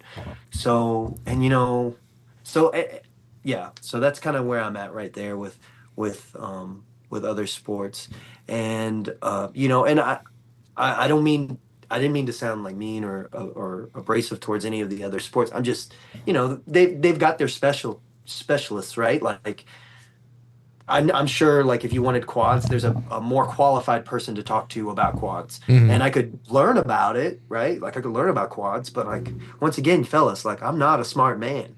So it's like I only have I've got enough information in my mind for like halfy sections and skate measurements. That's it. And my kids. But anything past that, like if whatever you bring in new data wise, you're gonna have to make space for it, I guess. I mean, I for didn't me, open. at least. I didn't open an inline shop to pretend to know about quad skates. Like, Yeah, I'm not going to be yeah, able to like, sell you dude, these. yeah, and 13-year ago Long would kick me in the nuts if he knew that. Like he'd be like, "Dude, what are you doing? Like, Yeah. come on." Man." So you said that the tariffs definitely affect everything, and it is a weird moment in rollerblading to like see new skates come out and then immediately wonder like, oh, will we get those? Like, will I even get to skate these in person? But so with the shops that are still holding it down and making the financial choice to keep supplying the skate shops, who should people be supporting right now that are like weathering? Damn, somebody just said Long says Alib Unity. He's not a smart man. Oh, Sean. He's probably I just right. want you to know, I think you're 100% right. I'm agreeing with you for sure. That was Safe. crazy. Anyways, yeah, I'm sorry. I was just reading. My bad. What was the question? What companies should people be supporting that are kind of like pushing through and The tariffs. whether yeah. paying the tariff or at least getting enough to the skate shops to supply? Yeah. I mean, honestly, it'd be like Faction, them, and Standard. I mean, those guys really like they absorbed crazy enough like 100% of the tariffs, and that's the problem that I'm having with USD products right now is that like they're not. I don't know why. Um, I guess maybe because they're a bigger entity, they haven't really done the workarounds or however and I once again like that whatever them Standard and Faction have been doing, kudos to them because I haven't been affected by tariffs carrying those brands, and I think that's and razors. I'm sorry, razors as well. You gotta give them respect for that. So, but yeah, the tariffs are terrible, man. I'm telling you, like, imagine this. All right, so like, you order like $2,000 worth of inventory, right? And it comes in, and then they look at it and they're like, "Oh, tariff." So there were times where we were paying 100% of 100% tariff, and then so Damn. yeah. But and then sometimes you'd only pay like 60, and it's like, okay, so and the problem would be, right? It's like, so you got this $2,000 worth of inventory, you need to move it because fucking USD's like, where's our money? And because that's the thing is like with I'll go ahead and tell you that just outright, like if you can broker a good enough relationship with these companies, a lot of them will offer you net terms because it takes 2 weeks to get to you. So right, like, so like you're paying them the money, you can't pay them the money up front and then wait 2 weeks to get inventory. So like they're flexible in the sense that they'll give you net terms, but the problem is they'll send it out. They're hoping for the money as soon as 30 days ends up, but you're not getting these tariff bills within that amount of time. Like you're getting, so like I'll sit there with like some inventory and I'm like, okay, I'll price it to what I think the tariff bill is going to be plus what I can absorb. And then it ends up, you'll get this huge tariff bill and it'll be like more than what you expected. And then you're like, oh shit, like I literally lost money on every pair of skates that we sent out because we couldn't. Yeah, it's like, and that was just me. Like, and I'm like, there are tiers for like how much you order, you get a better price. I'm like in the middle range. So like if you're like any of the smaller shops, like anybody smaller than me, which I'm peas and carrots compared to like inline warehouse. Um, yeah, so like if you're under me, your margin's even smaller.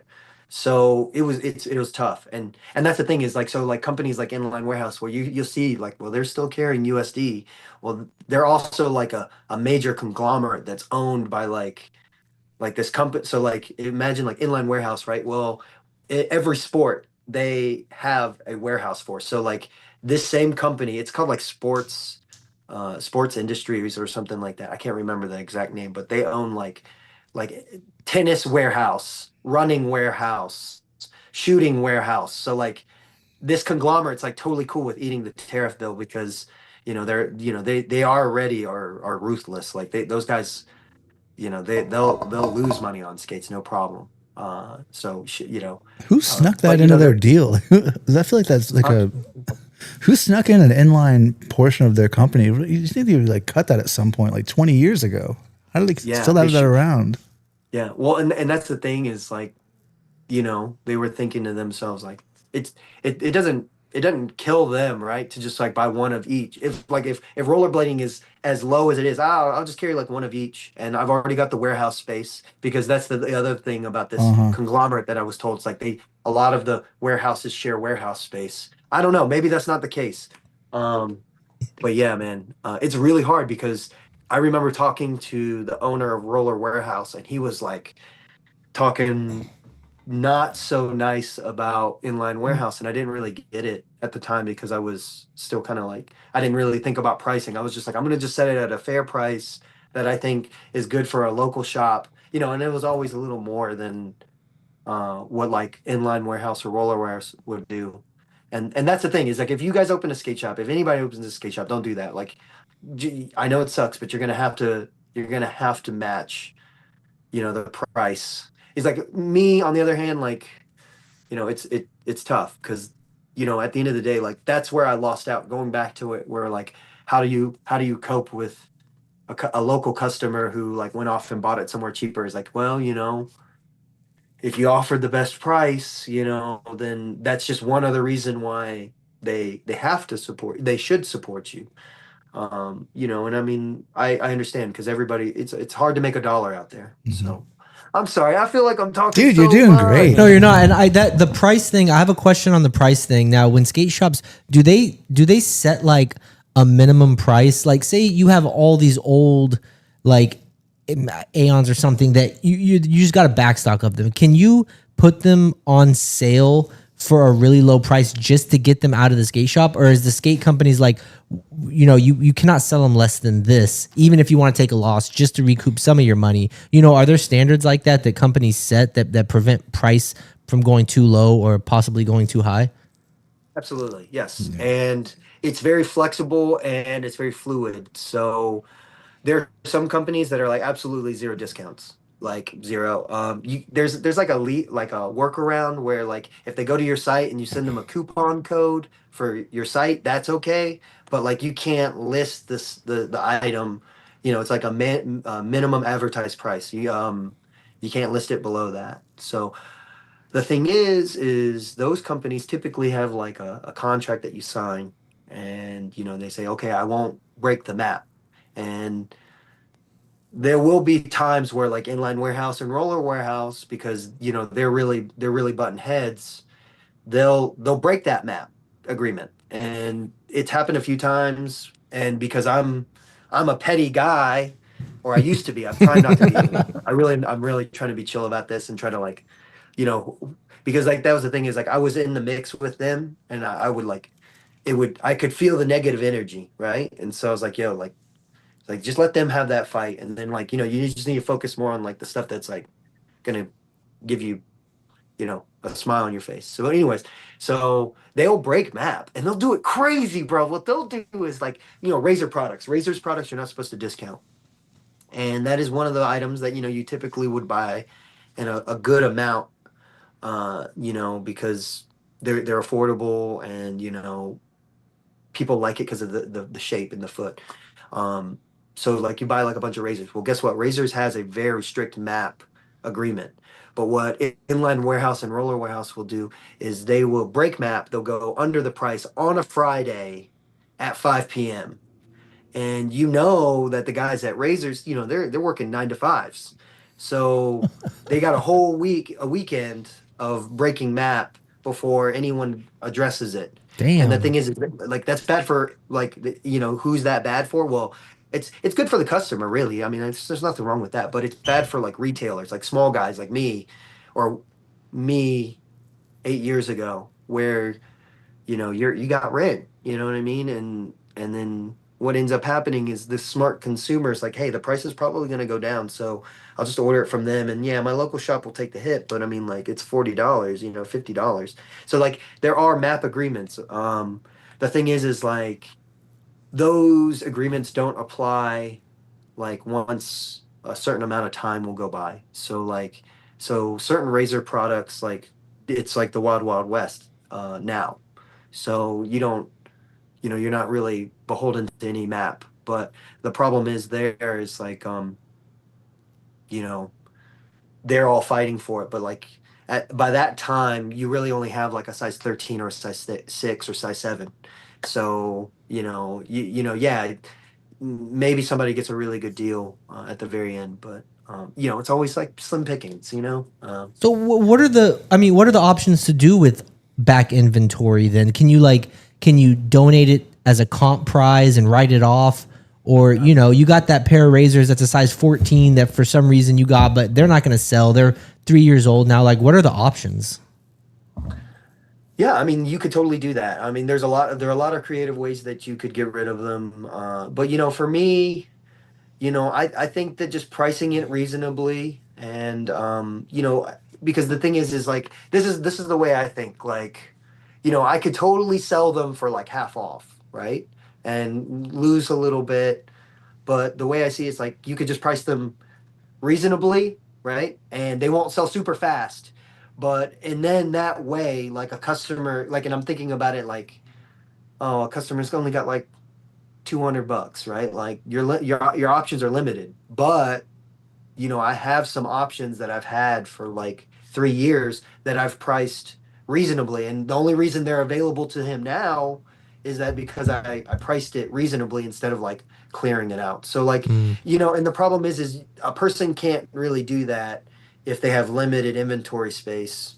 And I mean, that's the problem, right? Like we were just talking about, like, the expense of owning a warehouse or having a warehouse or renting a warehouse. So it's like, you're playing you're trying to fight all these different battles, right? And so and that's the thing, is like you don't want to sell yourself too short. So for me, I always just try to tell people, like, I try to stay lean, right? I just try to order just enough that I think will sell.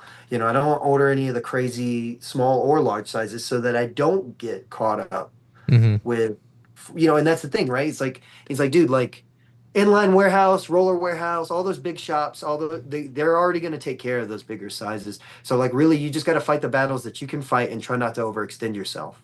So that's kind of where I'm at, right? Like so, I don't find myself in a situation very often anymore where I've got a pair of skates that sat that long and then I'm desperate to get rid of. So yeah, and I think that I would tell that to any other skate shop is like like if you're trying to start out, like just try not to overextend yourself. Try not to like get every single thing in the store. It's gonna kill you. The startup cost on a skate shop is insane, and that's the only way that I was able to make it work is that while I had the skate shop, I was working my sales gig. And so I'm making these commissions and I'm putting everything I am in there. And then eventually I was like, oh shit, like the skate shop's doing well enough that I have to be there, right? Like I'm getting like a sale every other day, and I'm like, you know what I mean? Like, and I'm like, okay, I need to be there because like these customers expect to come in and talk to a specialist. So at that point, and that's the thing is like my wife, shout out to my wife because My if she wife. wasn't there, my wife, if she wasn't essentially being my sugar mama and like there were so many times where I was like, hey baby, can I like borrow some money and To ship out skates. That's awesome that she's there and she supports you in what you do. I mean, you can't get anything better than that. I did want to ask you because we're going to start to wrap up now, so I want to get a couple quick questions. And is there anything since you've been doing this for 14 years? Is there anything now that you would have changed whenever you first started this venture? I would have bought a lot more of those Frankie Morales skates. Oh yeah, Which ones? The gods? The very first ones. I don't know. Oh, yeah. Remember he came out with that multicolorway. It was like the white, blue, Oh, With the yeah. red lace, Yeah. with the red yellow. laces. Yeah, Those were yeah. sick. Yeah, the USD one.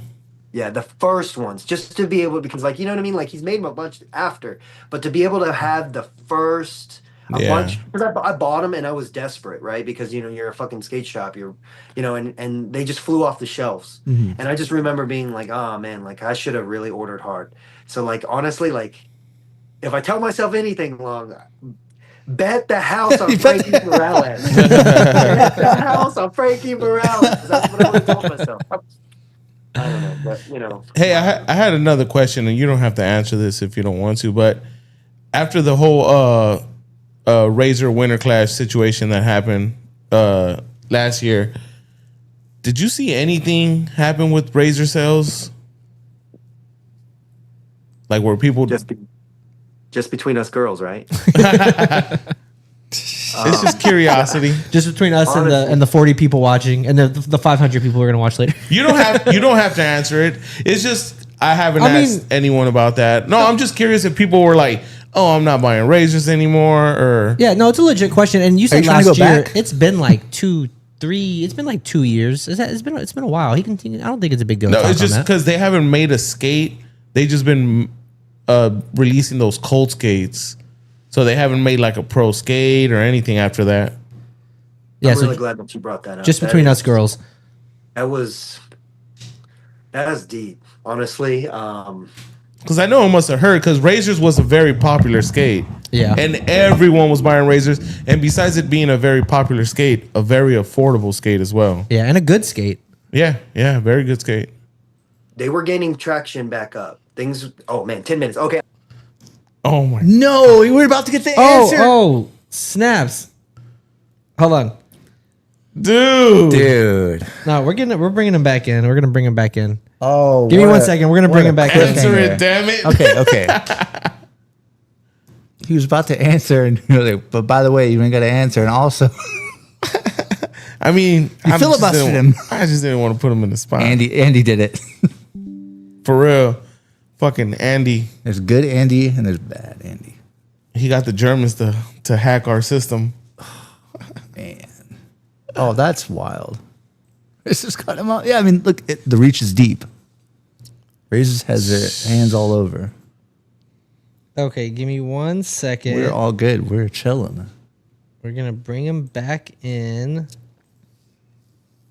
Invite. And then we get a fresh time, or it's still those 10 minutes. No, it should be. I think it's like. I guess it's only 20 minutes. Really? But I So looked theatrical. online. I thought it used to be an hour. I looked online, and it said, This would be such a funny way for him to go out if he doesn't come back. Right? It's like such a tease and just You know never what? Again. My phone is not working no more. okay, hold on. I'm gonna. I can't get it working. Let me text him real quick. That I sent another. All right. You gotta go pee. No. Oh. I'm gonna text him that I sent another. So we've learned if someone's going to answer the question, let them answer that question.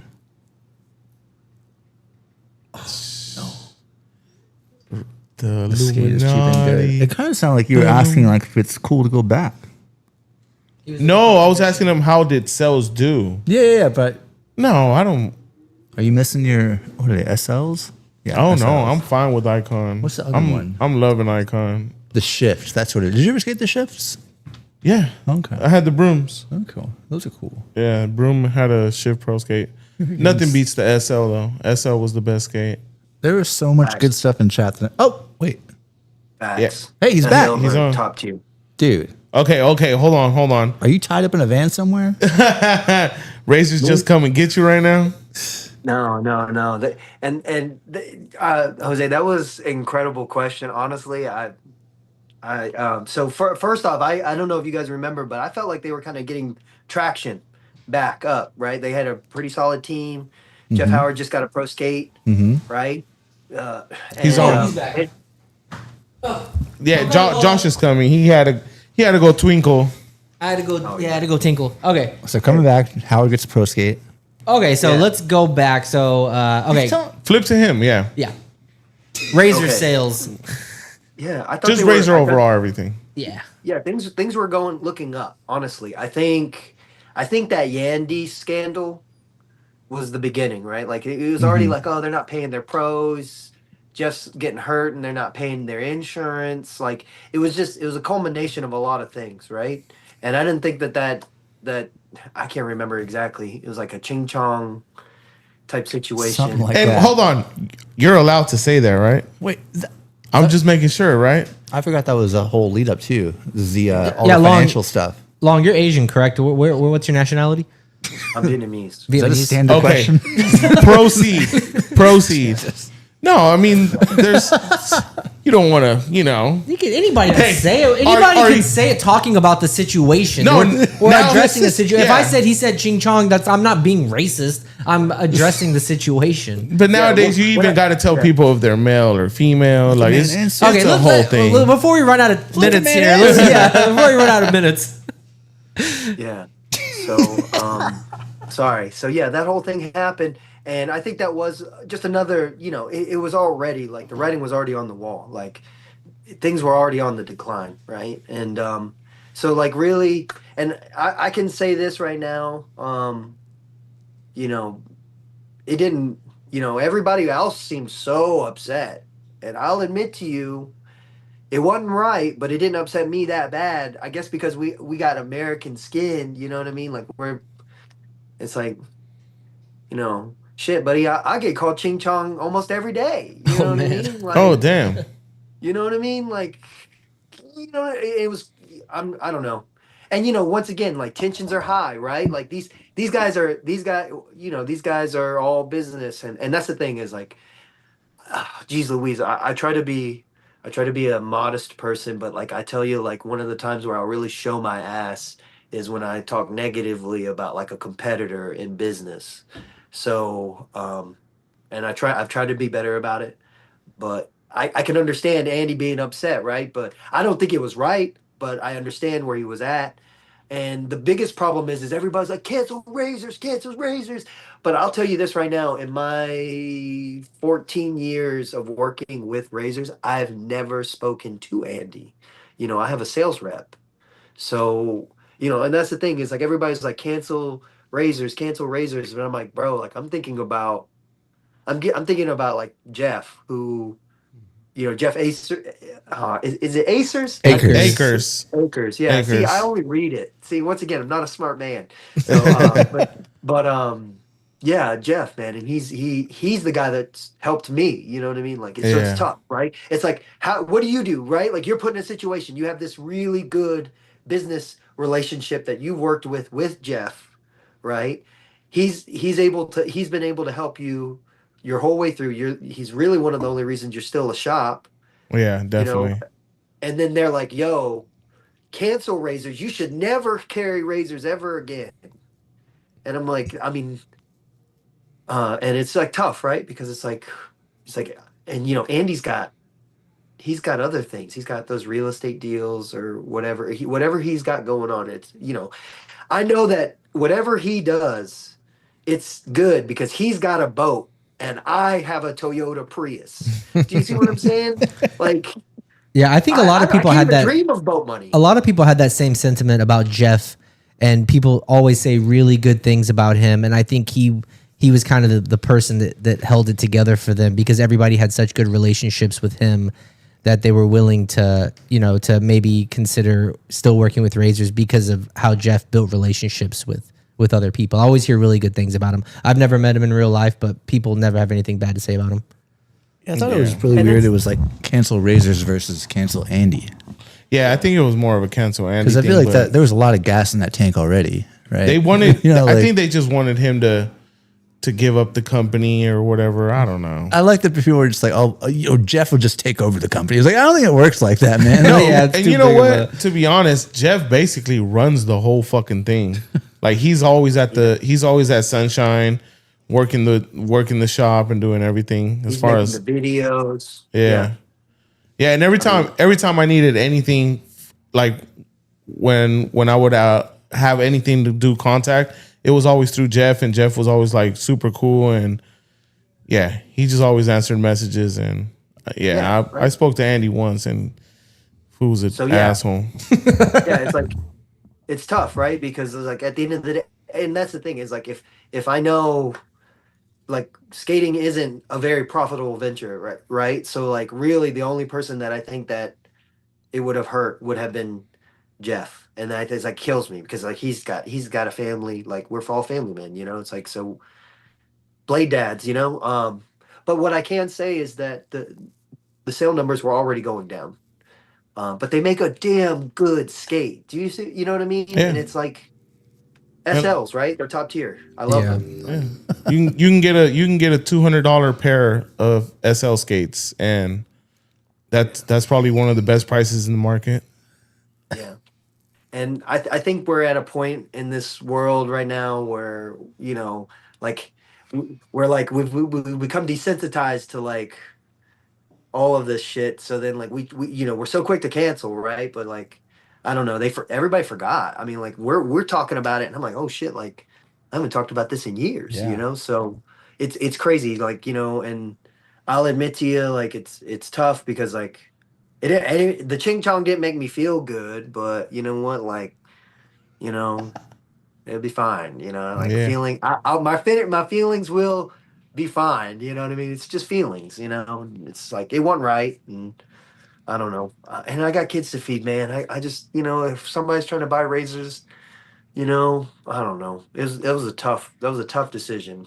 You could clearly tell I've coped myself into being okay selling razors. No, So I think it's a good, like, you have a good approach to the situation because how am I trying to say this? it's a silver lining for sure. Yeah. Like, Yeah, and it's a business. It's a business thing, and sticks and stones. You're not gonna let him bring you down. You know what I mean? You're gonna be like, fuck him if he wants to be like that. It's only gonna hurt himself, and you're able to look past that and really focus on what's important for yourself. How Yes. bold and reckless of And- rollerblading to think that they can just like cancel a pillar of the industry. Just like, we don't have that much going on. Yeah, and it's one of those things too where it's like, you know, I don't like I said, I don't think it's right. But and going back to the Yandy thing, right? So I remember that was fucked up. I didn't think that was right at all. But I thought the timing was really poor because it was right at the time. And I mean, no, I'm not saying that Yandy was wrong in any sense at all. He 100%. They weren't paying him. He was busting his ass. I totally understand. But how the timing worked out, Jeff had just had a pro skate release And then, I just remember people being like, fuck razors. We're not going to buy any razors. And I was like, oh man, and it's just like, dude, like it sucks because like, you know, you're really trying to stick it to somebody, but it ends up like other people become collateral damage. So, and I'm very customer centric, right? Like I can't like make a stance because he called somebody a ching chong. Like I'm trying to be there for the customers. You know what I mean? Like it's tough. Like I got to take my personal feelings out of it at that point. Mm-hmm. So I'm And just purely, a robot. Plantasia, I had to put you on a 10-minute timeout because we're having an adult conversation here. So I wanted to give you a little break to cool off, and you can come back in 10 minutes. The stream's probably gonna be wrapping up though. Go ahead, Jose. Yo, and my bad, I didn't mean to bring this situation up, but it's just that you're an Asian American company owner, and I just thought it was just kind of I just wanted to hear your opinion on it. Yeah, yeah, yeah. No, I And mean, that was you held you spoke it the right way, and like I said, I mean, like you said, you are a nice guy, and I could understand where you're coming from, and you got a family to feed. So if these people want to buy razors, what fuck it, why not buy some razors? yeah, and it's just like Clip it. and that's the thing. It's like really at the end of the day, if you look at all the number of rollerbladers out there in the world, right? Like really, I'm not trying to be mean about it, but like really only like 5% of the whole rollerblading population in America is legitimately locked in. Do you know what I mean? Like, and I mean this like, so like if 100 customers were to come through the door, only 5 of them would know that Andy called the owner of Cougar a ching chong. Do you see what I'm saying? It's like it's tough because it's like, oh yeah, no, I think it's fucked up. But really like, and think about it for the other 95% who aren't locked in. They're just buying skates, man. That's what they'll say. I'm just buying skates, man. I just want these razors, man. And it's like Yeah. I'm a customer centric guy. So it's like it's a tough call, right?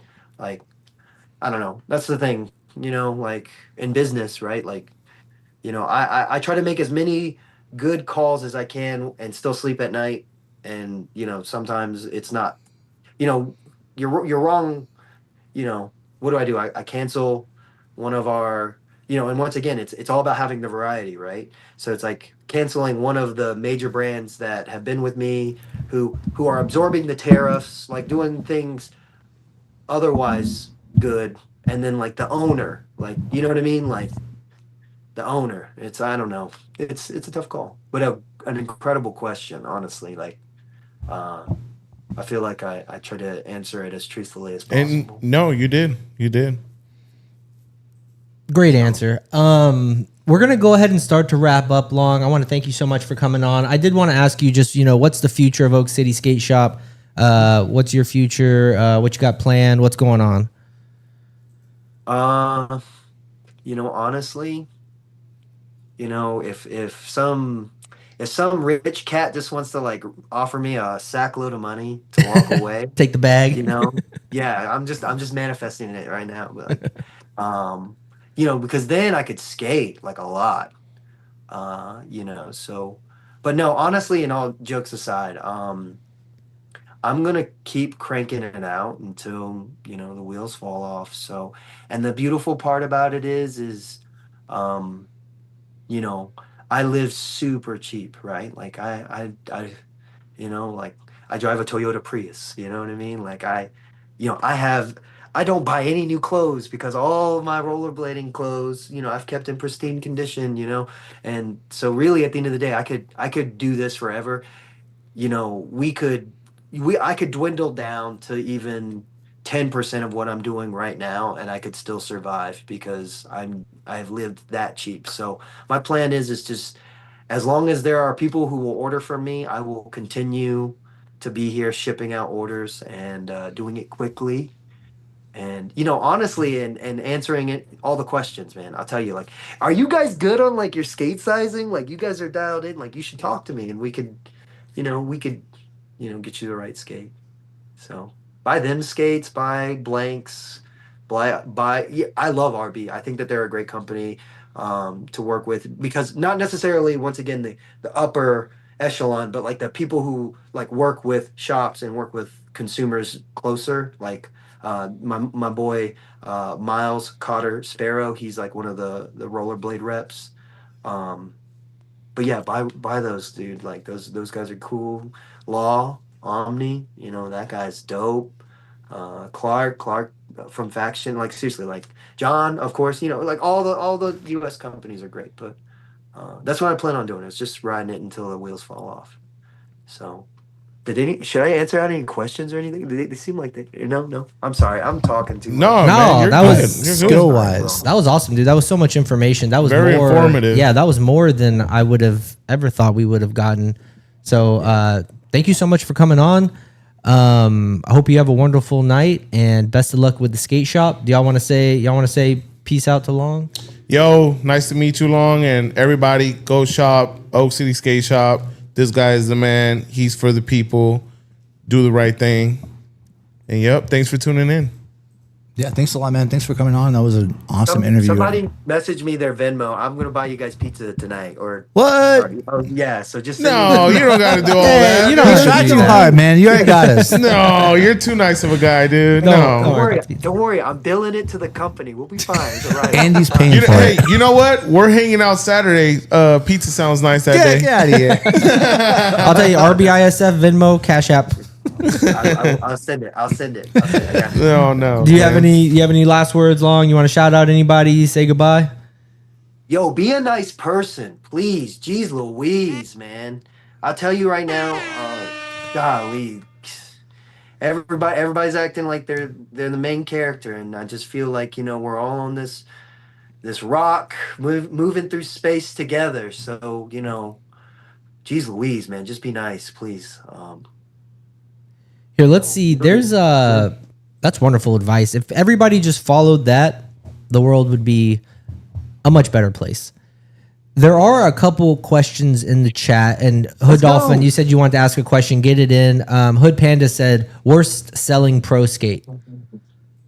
Worst selling pro skate? Shit, man. That's worth in my razor question. Honestly, and I'm not throwing any shade to Jeff Howard. He's fucking incredible at skating. I just think the timing was The green one? That's a good looking skate, too. That is my favorite razor shift. Just because it's green. Was it It's right not after for Andy? it's not for everybody. Yeah, and you guys got to remember the shift had been out for a while, right? And the fitment is just not right? You guys remember? Mm-hmm. It's just too narrow, right? It's good for like real small feet. Like anybody who's like a 6 or 7, like it fits them great. But yeah, it was just like the timing, right? The shift had just exploded at the Blading Cup. You guys remember that? Mhm. Yeah. Yep. Yeah, and it was just like it was just bad timing, and in the sense like maybe I'm feeling a little bit more of a sting because it felt like we were like expecting big numbers, and then right around that time, people started not skating as much, and yeah, it's just like it was a perfect storm. I feel like had that Howard came out like 6 months earlier, it would have been perfect. But I just think like there's so much going on. The Ching Chong thing, like literally, like everywhere racers moved, right? Like they were making bad choices. Yeah. And then, and then it was tough because it's a green colorway. It don't fit well. It was just a lot of these guys don't skate flat. You know what I mean? It was just there was just too many different things going on. So, and I hated it for him. I was like, that's when I knew like it was like things were going downhill. Because we were all expecting it to be big. Honestly, what's the next one? I thought I was going to hear like a shadow skate or something. That was a surprising one. What about chat also asked, what's the oldest thing in your inventory right now? Like, do you have a pair of rain camo liners? No. Those aren't You know old. what? Crazy enough, I do. So I've got a pair of So like this is like not something that I sell, but I have like you guys remember the Deshis, right? Like Deshi skates. Mm-hmm. Yeah. I have a prototype that the Chinese manufacturer sent to I don't know who, I don't know how I got it, but it was like literally it's like I'll send you a photo of it later if I can pull it out of the box, but it's like a prototype of like a Deshi kick, and it's like they're just trying to show off like the skin and it was like the skeleton. It's not really like the actual skate. It was just the skin that they could produce. So that's like one of the Sick. Oh, oldest that's things really that I have sick. in my inventory.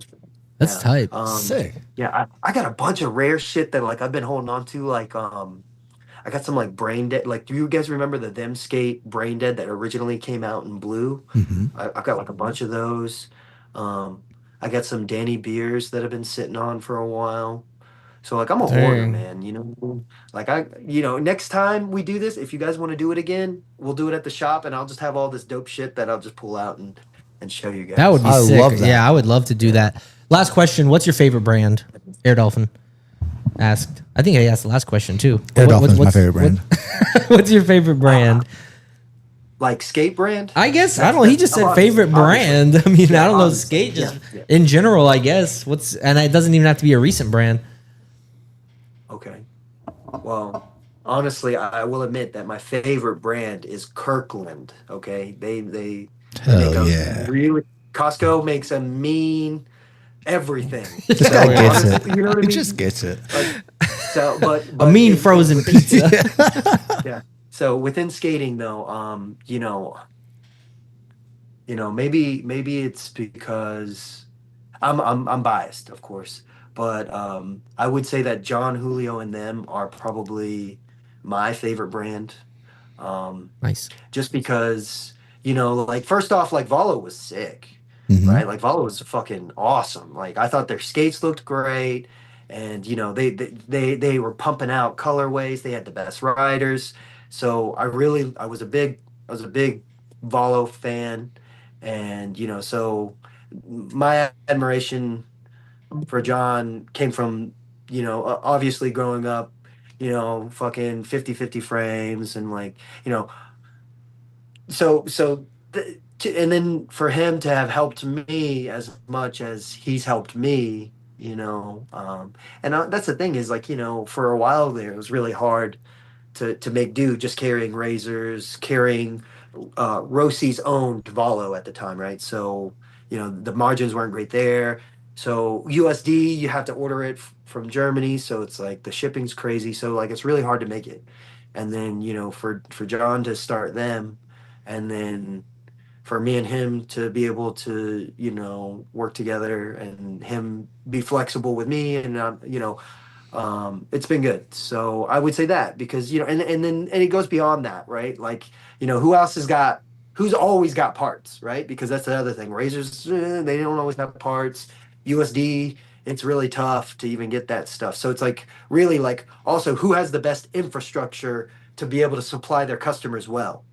In my opinion, it would be them because they've got all the parts, and are they the most popular? I wouldn't say yeah on that because the price is a little tougher to negotiate with a skater who looks at a 200 or a $250 skate. Mm-hmm. So and that's why I like the 901. The 901 makes it a little bit, but it's tough, right? Because even with him, like like once again, and that's going back to Andy and being like, I don't think that rollerblading contributes too much to his lifestyle. So like by hurting razors, I don't think that we really affect him as much as we affect the other people. Same thing goes with John. Like I don't feel like he's making a lot. I don't know, maybe not, but I don't feel like he's making enough to like kill it, right? Like so, it's kind of one of those things where like I appreciate the pricing. I know that the pricing is as best as he can do, and to have this 250 skate, it's been great. But yeah, that'd be it. I'd probably say them, just because it's for the people. Like a lot of people really like the ability to have the soul plate. You know what I mean? Like I think that's a problem, right? Like I like to set slide, so you know if we're not able to get soul plates because I set slid through a pair, that's another pair of skates or something. You know what I mean? Or taking it Yeah. off. That's the nightmare, right? It's like, oh, I need soul plates so bad, and then you Long being the nicest guy ever, you will break down a pair of skates so that they can get a soul plate. And Yeah. it's like, Piece that's it not- out. Yeah, that's not great. You know what I mean? Yeah. All right. Last question. Sean wanted to know Alley Oop Unity or back Savannah. Ooh, man, see, that's the thing is I feel like I always get clowned on it, but Don't worry. So do I. yeah, so This could So, affect your all right, business. so yeah, this is the thing. Okay, this guy, he doesn't even rollerblade anymore. But what he told me was, all right, so like this is like I'm gonna grab this book. Okay, so this is a Unity, right? Right? Yeah. Like you go across, right? Or I don't know, maybe yeah. We get what you're saying. What way are that's you going? right? Yeah, I'm coming up to the ledge like this, right? Oh, okay. I'm Unity. That's right? an alley unity. Wait, is it? I can't tell because Yeah. it's mirrored. Yeah. It's mirrored. See, But wait, can't I even think show you- you properly. I think you just think answered it's the fine. question. Yeah. But do you use the term alley-oop? Do you use the term alley-oop unity? I do, but I Nice. use Savannah to describe a 270 Yeah. backside alley oop unity, and the only Yeah, reason that's how I I do that am. is and I'm just coming from like an old head told me that, and I was like, okay, whatever, fine. And then I remember seeing in like a Daily Bread where it was a Savannah, and it was like his leg the leg that's in front was wrapped around behind, so like an alley oop unity. And I was like, okay, so that's a Savannah. But then I remember seeing the video clip. So like, not only did they take a photo, but they took a clip of a video clip, and like I saw in a VG, and he did do a 270 backside alley oop unity. So then that's what instilled it to me. Honestly, I'm not so I'm not gonna. It's not a hill you're gonna. It's a great It's not a answer. hill you're gonna die on. Well, surprise! We got Sean on the video to come in and debate you right now. I'm just kidding. Come on out, Sean. All right, Long. We're gonna go ahead and wrap up, dude. Thank you so much. This has been an awesome conversation. You're one of the coolest dudes in the world, and best of luck with Oak City Skate Shop. And sorry about we failed last week. Knocked it out the park this week, dude. I'm so glad you were willing to come back and do it with us. So I hope you have a wonderful for night. having me. Of course, dude. Yeah. It's our pleasure. All right, Love take it. care, brother. Thanks, Long. See you, man. Peace Take out, care. Long.